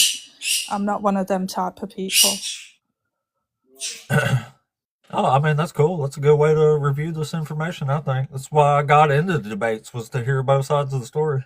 Yeah, so I would like to have your side of, Jesus's birth and what you think about it. If you think it's not true, if you think it sounds stupid. Sorry, that's my Well, bad. this is one of the problems here. Like, the New Testament is saying Jesus is fulfilling a prophecy about being born in Bethlehem. But if you heard me, we just read it. It doesn't say, if you actually just go read the prophecy, it doesn't even say Bethlehem the town. It says Bethlehem the clan. So it's talking about the clan of David, which arguably Jesus might fulfill according to the New Testament. But you also have to rule in Israel, which Jesus never did. So contextually, Jesus never fulfills these prophecies that the New Testament is saying he fulfills. But not to mention, there's only two birth narratives in the Gospels, one from Matthew and one from Luke, and they don't line up with each other. Sorry, example, can you read Matthew them says- two out, please? Do what? Can you read them two out for me, please, so I can understand your point? You mean the two birth narratives? Yeah, thank you. Well, I don't want to read the whole chapters. That'll take a while, but will explain them though. So in Matthew, it says they go to Bethlehem because David has these visions, and they need to follow this star, right? Yeah. And then the three wise men come visit them, and then they flee to Egypt because Herod starts unaliving all the babies, right? Yeah. But if you read Luke, it's completely different. In Luke, they go to Bethlehem because there is a census from the governor Quirinius that is ordered. So they have to go to keep up with his census. And it says that after Jesus is born, they go straight to Jerusalem to the purification rites and go straight back to Nazareth. So there's no flight to Egypt at all in Luke. And Luke is actually the one that says Jesus was born in a manger. Matthew says Jesus was born in a house. Matthew says wise men came to visit Jesus. Luke says shepherds came to visit Jesus. So they're quite different stories. Yeah, all built that's on true. a prophecy that's not actually even about being born in Bethlehem. But do you not think like it's two different people's side of, how Jesus was born, like how they interpreted it? Well, sure. The problem is that they're giving contrary or contradictory details. So either only one of them is right or they're both wrong because their details aren't lining up together. Like Jesus can't have been born during the census of Quirinius because that was in 6 AD, and also been born in the lifetime of Herod, as Matthew says, because Herod died in 4 BCE. So there's over a decade apart here that Jesus can't have been born in both. So somebody's wrong. Yeah, I think someone's wrong. I'm not too sure who, but I do. Yeah, I understand your point that someone obviously got it wrong. And I think Jesus was born, with the three wise men. That's how I was taught it anyway. The three wise men standing around him, and then he was born, and, all that type of stuff. But yeah, I understand your point. It does not make sense that there's two different sides to how Jesus was born and when he was born. I Right. do think that is a I'm not too sure why that is Well, in not to the mention Bible. what happens after Jesus is born, because according to Matthew, they go to Egypt for what would have been several years, probably. But in Luke, they go straight back to Nazareth. But in Matthew, they don't even start in Nazareth. They're just somewhere is unknown as far as I can tell. And then they go to Bethlehem for that vision, and then to Egypt. And then on the way back from Egypt, it says, hey, there's still bad trouble here. So go to Nazareth instead. So it's like they're completely different stories, like They're just flying irreconcilably around different, it. in my opinion. Yeah, I understand your point on that one. Can we talk about the second one then? Because I do really understand your point on the first one. I'd like to understand the point in the second one, if that's okay. Oh, yeah. They kind of tie into each other. Oh, yeah, sorry, the third one, I mean. Oh, the narcissist? Yeah. Unjust narcissist? Well, I say God is unjust because he does things like unaliving people who unknowingly pick up sticks on the wrong day of the week, and he unalives a woman for looking in the wrong direction. But I say he's a narcissist because the narcissist is somebody who is extremely self-centered. And it says in the Old Testament constantly, the reason that God does all this is for God's own glory. So I'm saying if he's just doing all this to glorify himself, that's why I call him a narcissist. Oh, yeah, I understand that. But don't you think, like, people are punished for what they do? And so you go court, you're going for a crime, you're going to be punished for that crime, yes? This is how I see it. So if someone commits a crime against God, they're going to be punished. Yeah, but do you deserve to be set on fire forever because you looked in the wrong direction? Oh, no, of course not. I don't understand why it says that either. I understand that part. But the only thing I see it as is if you go court, you're punished for the crime you commit. If you commit a crime against God, you're punished for the crime you commit against God. What about when he punishes a bunch of other people for your crimes? For my crime, so I commit a crime and someone else gets punished for it. Yeah, that's unjust. So you shouldn't be punished for the crime I commit. Say I go out and rob a shop. You're not involved at all, are you? So you shouldn't be punished for that crime. I'm so sorry about my bird. He's really loud. But that's all right. Yeah, I don't think he should be doing that. You know, I believe in God all the way, but that's not fair at all. Well, when David committed adultery with Bathsheba, his punishment was, and unalived her husband, but his punishment was that God unalived their infant son after making it sick for a week, and he has 10 of David's wives. Great. So, based on what you just said, this is about as far as from justice as you can get, I think. Yeah, no, I don't think that's fair. I didn't even know the Bible said anything about, grape. I didn't. Hey, just read the Old Testament. You'll be an atheist before you know it. Yeah, I'm gonna read the Old Testament, and then can I come back another day after I've read it if you're live, and then Absolutely, I can give you my exact thoughts on my religion and what I've followed my whole life. Yeah, that would be awesome. Well, thank you for talking to me. I understand your points. I hope you understand mine as well. Yeah, well, I mean, it sounds like you agreed with me for the most part, so. Yeah. I still believe in God, and all that, because I was raised this way. Like, my mum always taught me, you should believe in God or you'll be punished for it. And it's just, I feel like some people incite fear into their children through God, where it shouldn't be. We should love God and we should follow his path truthfully and not be forced into that type of routine. Well, sure, but if the option is love me or burn, then God is putting you into that routine, forcing you into it. Yeah, I'm going to look into the book. Thank you anyway. Thank you so much. Yeah, no problem. Thanks for coming up, Balls. Thank you. Bye-bye. Bye-bye. What a delightful voice and accent there you have. All right. 1379. Creeping up on 1,400 followers, y'all. That's pretty awesome. All right. Let's see. We have got... Apparently we had a temporary shadow ban. We've got several people in the queue now. Yeah, let's talk I still got 15 or 20 minutes, buddy. Let's talk to Unk. What's up, man? Unk? What's up, dog? You're over 18, ain't you? You look huge. Yeah, this was a couple years ago, but yes, I'm over 18. I'm 33 actually. And you're huge? No, I'm 5'9" and 190. But hey, you want to see what I look like when I was chubby though? Let me show you when I You was weigh more chubby. than me. You're shorter. Yeah, let me show you this though. Hang on, give me 1 second, and then we'll get to Definitely. You're a Christian too, right? While we're over there. This is Chubby Dan. Oh shit. Yeah. Well, you're a great looking huge guy. So All right. nice. Anyways. Yeah. Let me just get rid of this. I don't want people. Okay. Oh, no worries. So you're a Christian too, right? Yeah. Okay, cool. So which one of these topics you want to debate us on today?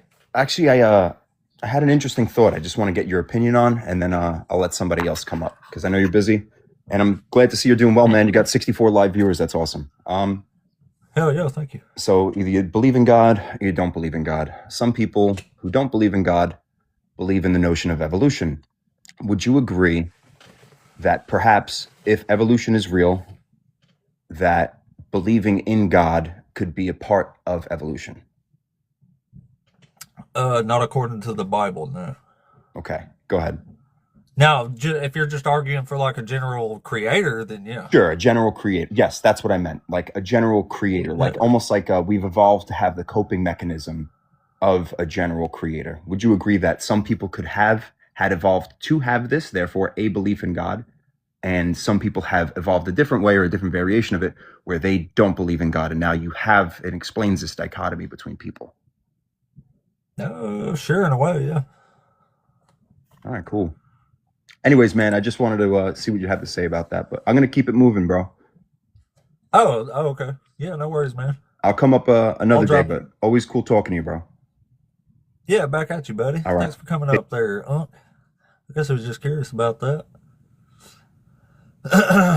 Yeah, I guess if you're just going with a general creator who set everything in motion at the start, then you got a perfectly logical argument that evolution was just part of a God's design, just not of the Bible God. Demolition Man. Doughboy's been waiting around a second. He's gone now. Let's see.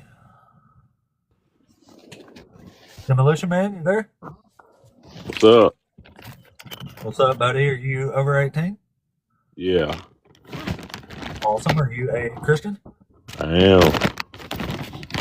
Awesome. So which one of these topics did the Lord send you to debate us on today? Are you familiar with in Genesis when God said that he'll put enmity between the woman's seed and the serpent seed? Yeah. Yeah, who's the woman's seed? Her offspring. He's just saying he's going to separate the serpent from the woman because the woman had just deceived the serpent, so he's cursing the woman and the serpent there. Yeah, but who's the woman's seed? Her offspring. Her children. Yeah, but the seed separate the comes from serpent man. from her and her offspring. Yeah, but the seed comes from the man. What seeds come from the woman? Her offspring. Can you name another woman in the Bible where the seed comes from her? Well, first of all, it doesn't say seed that I know of. Give me a second here. All right, chapter. All right. I will put enmity between you and the woman and between your offspring and hers. That's all it says. Yeah, but that Hebrew word, it means seed.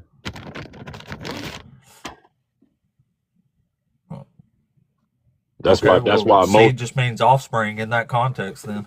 that means no. That's why most Bible translations say seed. That means offspring. No, in the Bible, the seed comes from the man.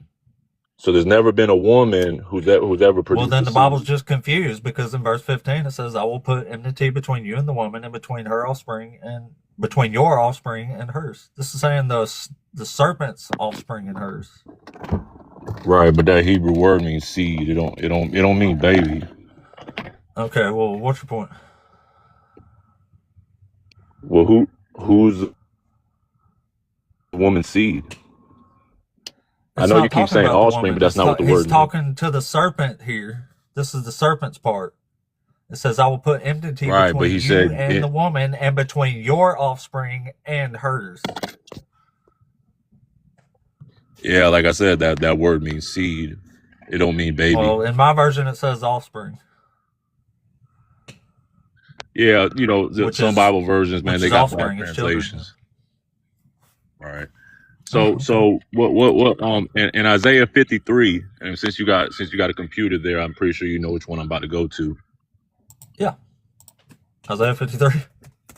Yeah, by his stripes we are healed. Who's that about? That's about Israel. All right, who's the he? The he is Israel. Then who's the our and we? The our and we are the nations that are observing this. It tells you that in chapter 52. And that's why I'd asked the first two sentences in chapter 53 are phrased as questions. It's letting you know who's talking here. No, that's talking about Israel. The our and the we. And then and then it goes on to say not. It tells you it's telling you in 52 who is the first two sentences in Isaiah chapter 53 are formed as questions, and it says, who has believed what we have heard, and to whom of the arm of the Lord to whom has the arm of the Lord been revealed? So who did the arm of the Lord get revealed to? Israel. Negative. It tells you in chapter 52. What does it say? It says, the Lord has bared his holy arm before the eyes of all nations. Yeah, but all the ends of the earth shall see the salvation of God. Right. Well, see, the thing is, he's talking about a single person when he's saying he. No, he's not. So how are you getting the whole nation out of it? Because all through the Old Testament and all through Isaiah, it refers to Israel as a he, him. Like in Hosea 11, it says, when Israel was a child, I loved him, and out of Egypt I called my son. Yeah, so it's definitely referring to Israel as a he, him. Yeah, there's plenty of verses that back that up in Isaiah too. That's another prophecy of Jesus, because he says he calls it his firstborn. That's not a prophecy. It's a retelling of the Exodus narrative. It says it's about Israel. No, it says he tells Moses to tell Pharaoh to release his firstborn son, Israel. Who is the firstborn son? Yeah, see, the thing about prophecy is it's Israel. It's mixed in with present, and it's also future. So Israel's not a firstborn son. Here in Isaiah 43, it says, you are my witnesses, says the Lord, and my servant, whom I have chosen. So this is when, in Isaiah, when it says the servant, it's referring to multiple people. It says, you are my witnesses, says the Lord, and my servant. So, I mean, it's being pretty clear on who it's talking about. Yeah, but it's talking about a firstborn son. Israel. How do you get Israel out of firstborn son? But hear now, O Jacob, my servant, Israel, whom I have chosen, says the Lord who made you. Remember these things, O Jacob and Israel, for you are my servant. I formed you. You are my servant, O Israel. Do not forget me. It's pretty clear, ain't it? Duh, because firstborn son is talking about a specific person. It's not clear. How do you get a whole nation or a whole tribe out of firstborn son? Because it tells you that over and over and over again. It refers to Israel as a he, him. It should be painfully obvious, I would think. Where in the Bible does it say? I just read you like 4 passages that say that. I'm saying where else in the Bible does it call Israel his firstborn son? Firstborn son. I don't know. I don't know how many times it says that, but it calls the servant in Isaiah witnesses.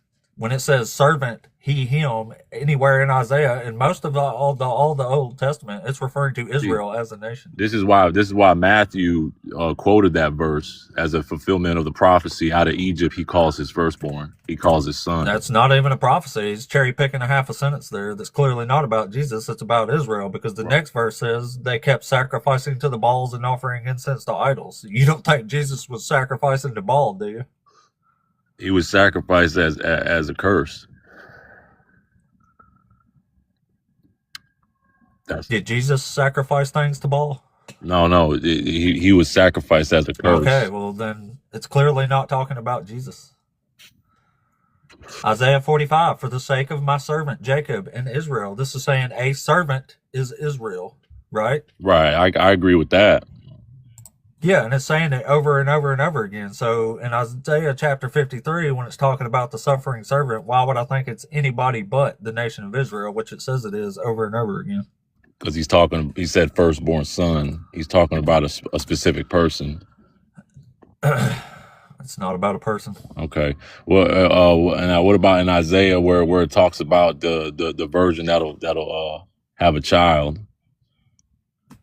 Wait, say that again? In Isaiah where it talks about the virgin is with child. Doesn't say that either. In Isaiah? Yeah. Yeah. Here, I'll read it. That's from chapter 7, verse 14. Yeah.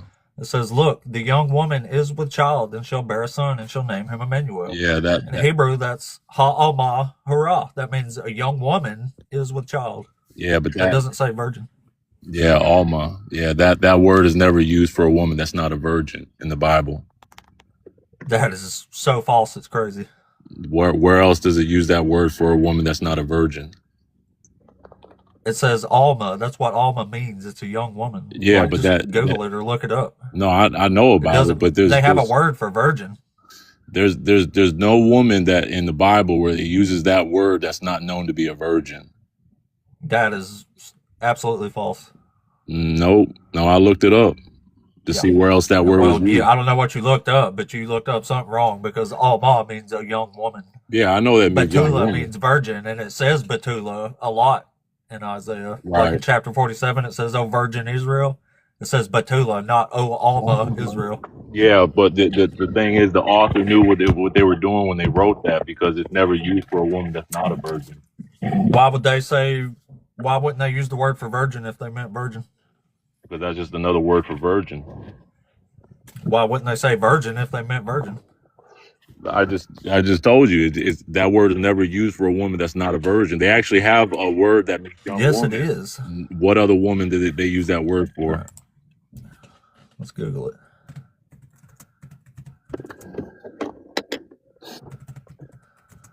Don't Google young woman. Google the Hebrew word. I am. Excuse me.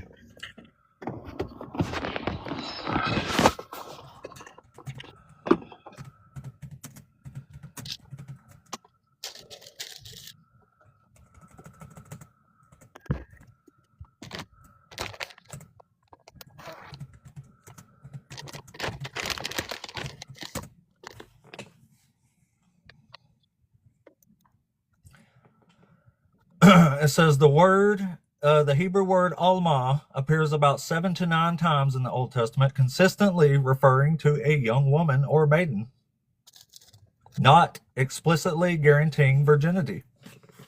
Yeah. What do you think? What woman do they use that for? A young woman, any young woman it's talking about. That's all the word means. Google that. What woman did they use that word for? What you just said it's used that anytime it's talking about a young woman. That's what it's talking about. Yeah, but what woman? A young one. I'm talking about specifically what woman in the Bible did they ever use that for that wasn't known to be used known to be a virgin? I don't know, man. Look it up. But I just looked up what you told me to look up, and it didn't agree with you. Okay, look up how what women was that word used for in the Bible?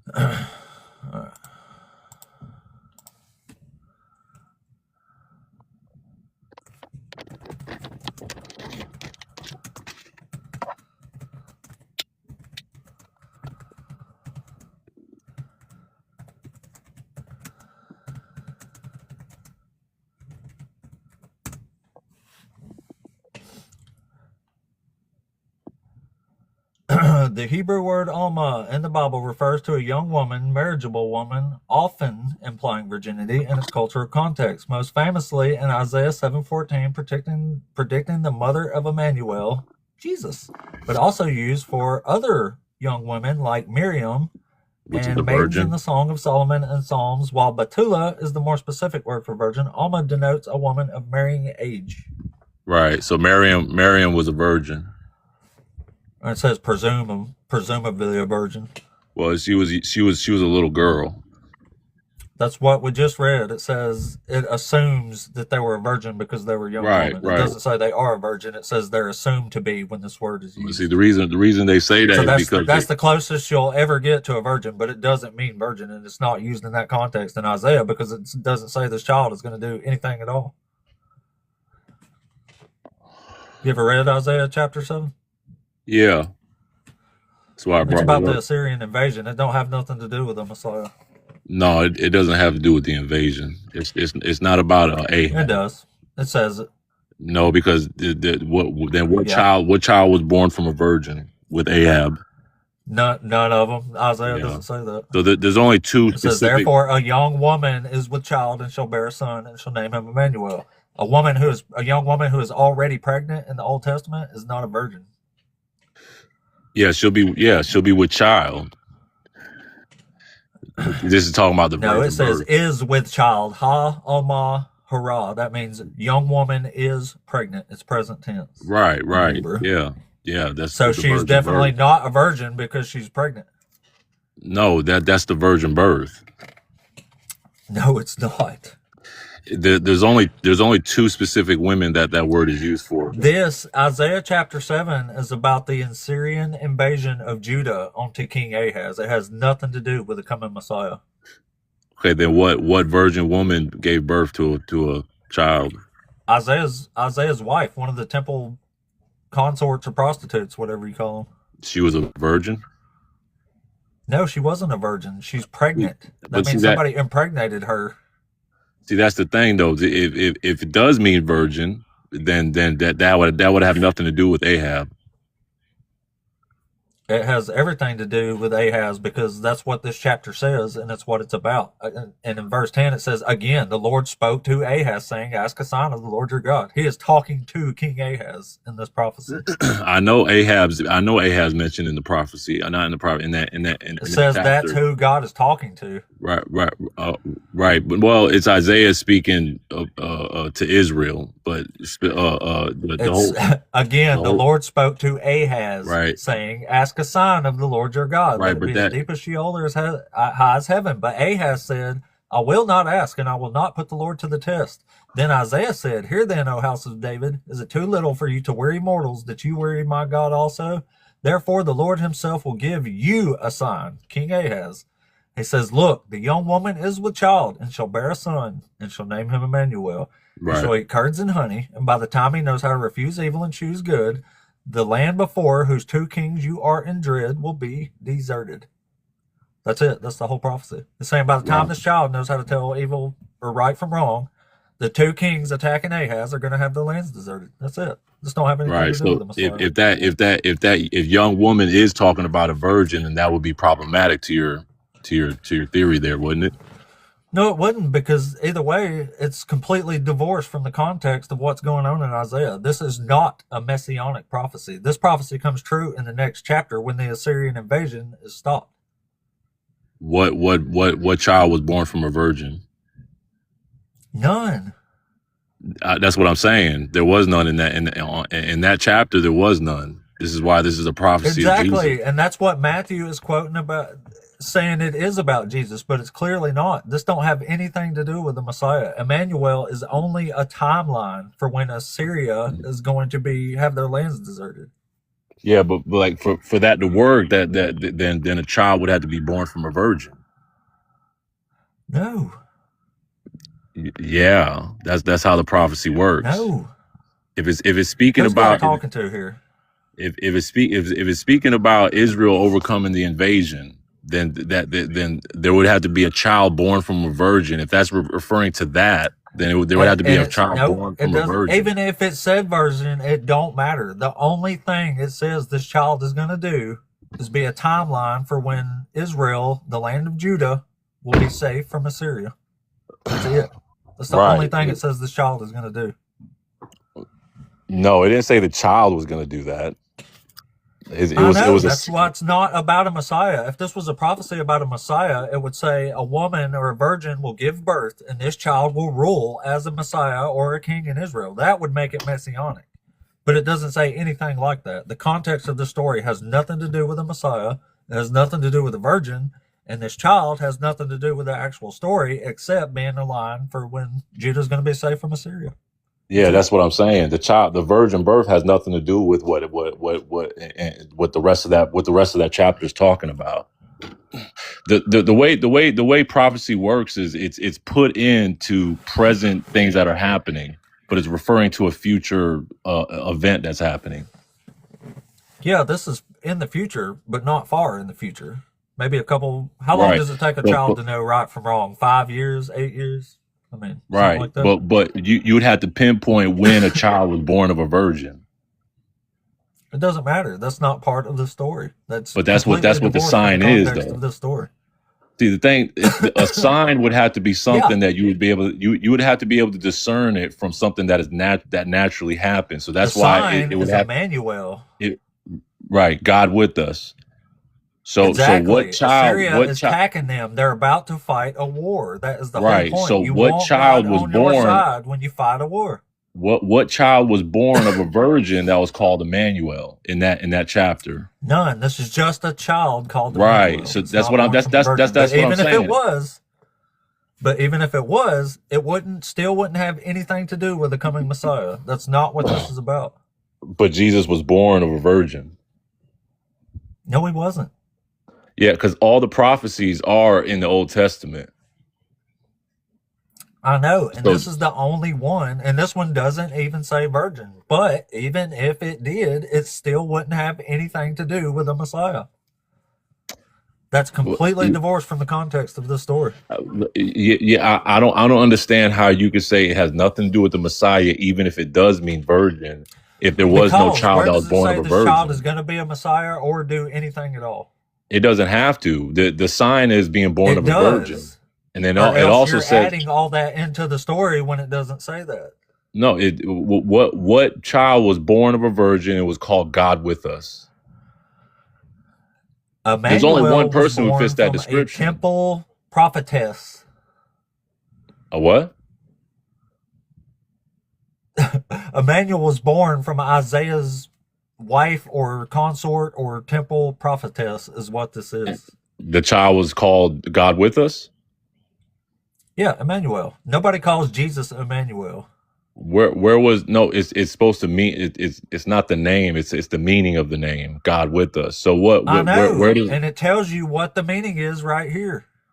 Right, God with us. Yeah, so and why is God with them in Isaiah chapter 7? Right, it's talking about the child that's coming from the virgin birth. He shall be called Emmanuel. And why is God with them in Isaiah chapter 7? What's the context of them needing God with them? Well, God's with them throughout the whole Old Testament.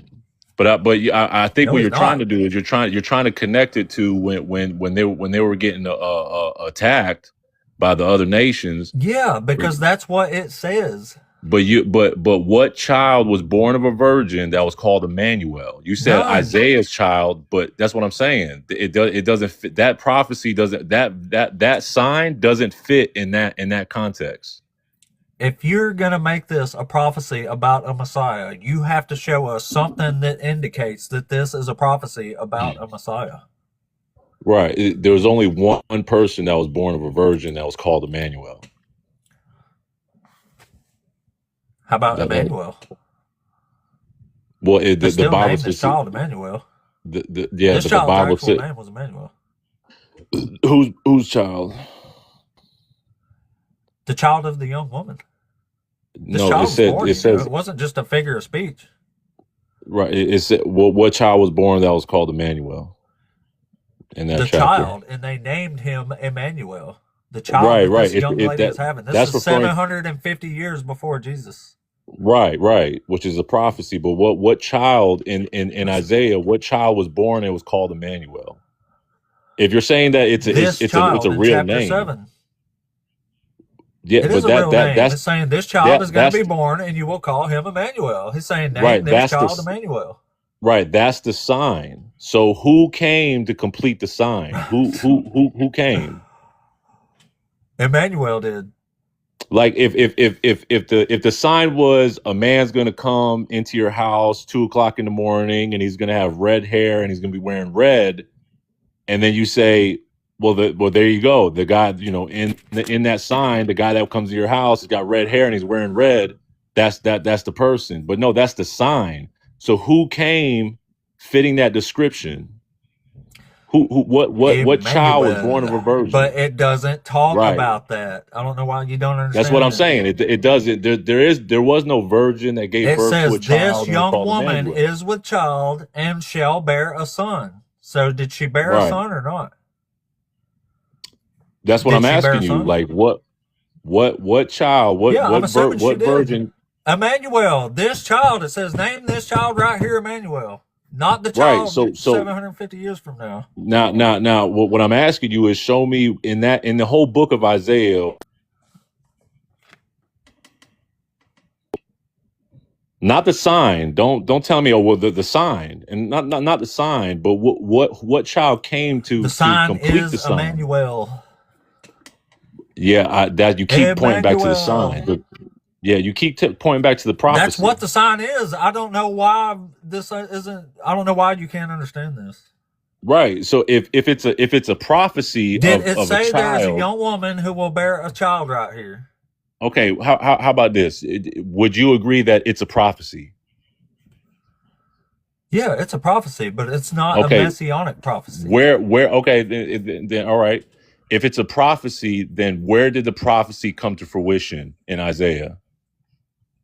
In chapter 8, when Assyria comes in and the tide raises up and the soldiers cry out, Emmanuel. That's what this is about. It's about the soldiers crying out in this war. God is Yeah. with us. God is with us. Charge. That's literally what's happening here. This has Right. Well, nothing to do with the Messiah 750 years later. where's the child? The child has no part in this. It's only a timeline. It doesn't say the child is going to do anything at all. It has no description of this child except for being a timeline for when Judah is going to be saved from Assyria. That's it. So it's not a prophecy. That's what you're saying now? Holy moly. Well, I'm saying if it's a prophecy, that means something needs to come about to complete that prophecy. But if it does come about, that's what I've already said. So where's the times child? now. I said, That's yes, what I'm this saying. is a prophecy. Where's the child? The child in this prophecy comes true in chapter 8. The next Where? chapter. Right. Where's that? In chapter 8. What you just read didn't say anything about a just child. go read chapter 8, man. I don't even feel like you're listening to me, honestly. Either you're listening or you have really bad thinking comprehension or something. I don't know. Yeah, you read chapter, you read the next verse. You go read it. You read it. You go read it and then come back or something. I've already read it. There's no child that was born of a virgin. Holy shit. So I mean, it's either it's either you say that it's not a prophecy or it is a prophecy. If it's a prophecy, then a child would have to be born as a sign. But it's not a messianic one. Is that not clear? Right, and I'm going with that. If I grant that and I say it's just a prophecy, do you know the difference between a prophecy and a messianic prophecy? Right, you're saying that it's not about Jesus. So if I grant that, then it's then not what about child, a Messiah. Right, what child came? The one it's talking about. Right, where does it be? Emmanuel. Where does it come to fruition? The child that it's talking about, Emmanuel. Right, where does it come to 8, fruition? Go read it, man. That's all I know to tell you. That's all I know to tell you. Go read There's chapter no 8. child there though that's born of a virgin. Holy shit! Yes, there is. It's in verse 8. So go read it, and then actually read the shit, and then come back or something. Yeah, I had to drop him. I can't continue in this. It's in chapter 8, verse 8. Chapter 8, verse 8. Oh, Emmanuel. That's the whole point. It tells you all this. That's why I think people should just read a couple chapters, maybe then come back when you know what you're talking about. Oh, man. How many times do I have to say something's a prophecy? Like, I don't get it. Latila, close. Chapter 9, it turns into Hezekiah. Yeah. I mean, there's all kind of different children here. There's two different children in chapter 8. Here, I'll just read this part real quick. The first verse in chapter 8 says, Then the Lord said to me, Take a large tablet and write on it in common characters belonging to Marshalal Hashbaz, and have it attested to for me by a reliable witness, the priest of Uriah, the son of Zechariah, the son of Jeberechiah. And I went to the prophetess, and she conceived and bore a son. Wow. She conceived and bore a son. Then the Lord said to me, Name him Marshalal-Hashbaz, before the child knows how to... There's lots of children with lots of prophetic names here. That's why understanding context is actually important. Because when you understand the context, you actually know this has nothing at all to do with a Messiah. The whole point of the child was the name, O Emmanuel, their prophetic names. Isaiah has several kids, and they all have prophetic names, like Maher-shalal Hashbaz. Yeah, exactly. It's not the same child. I actually use that to argue, because when you go into chapter 9, there's another one. There's 3 chapters in a row that have 3 different children. So if you're going to say Jesus is Emmanuel, and Jesus is Maher-shalal Hashbaz, and Jesus is the child from chapter 9, you've got 3 different people. Jesus can't be all these people. But these are the arguments you get. So it's wild as shit. But anyway, guys, I actually ran a little over here time-wise. Only need 18 more followers to get to 14. We're almost there, y'all. And I appreciate the shit out of all the engagement as usual. My channel is exploding. I can't believe it. True there.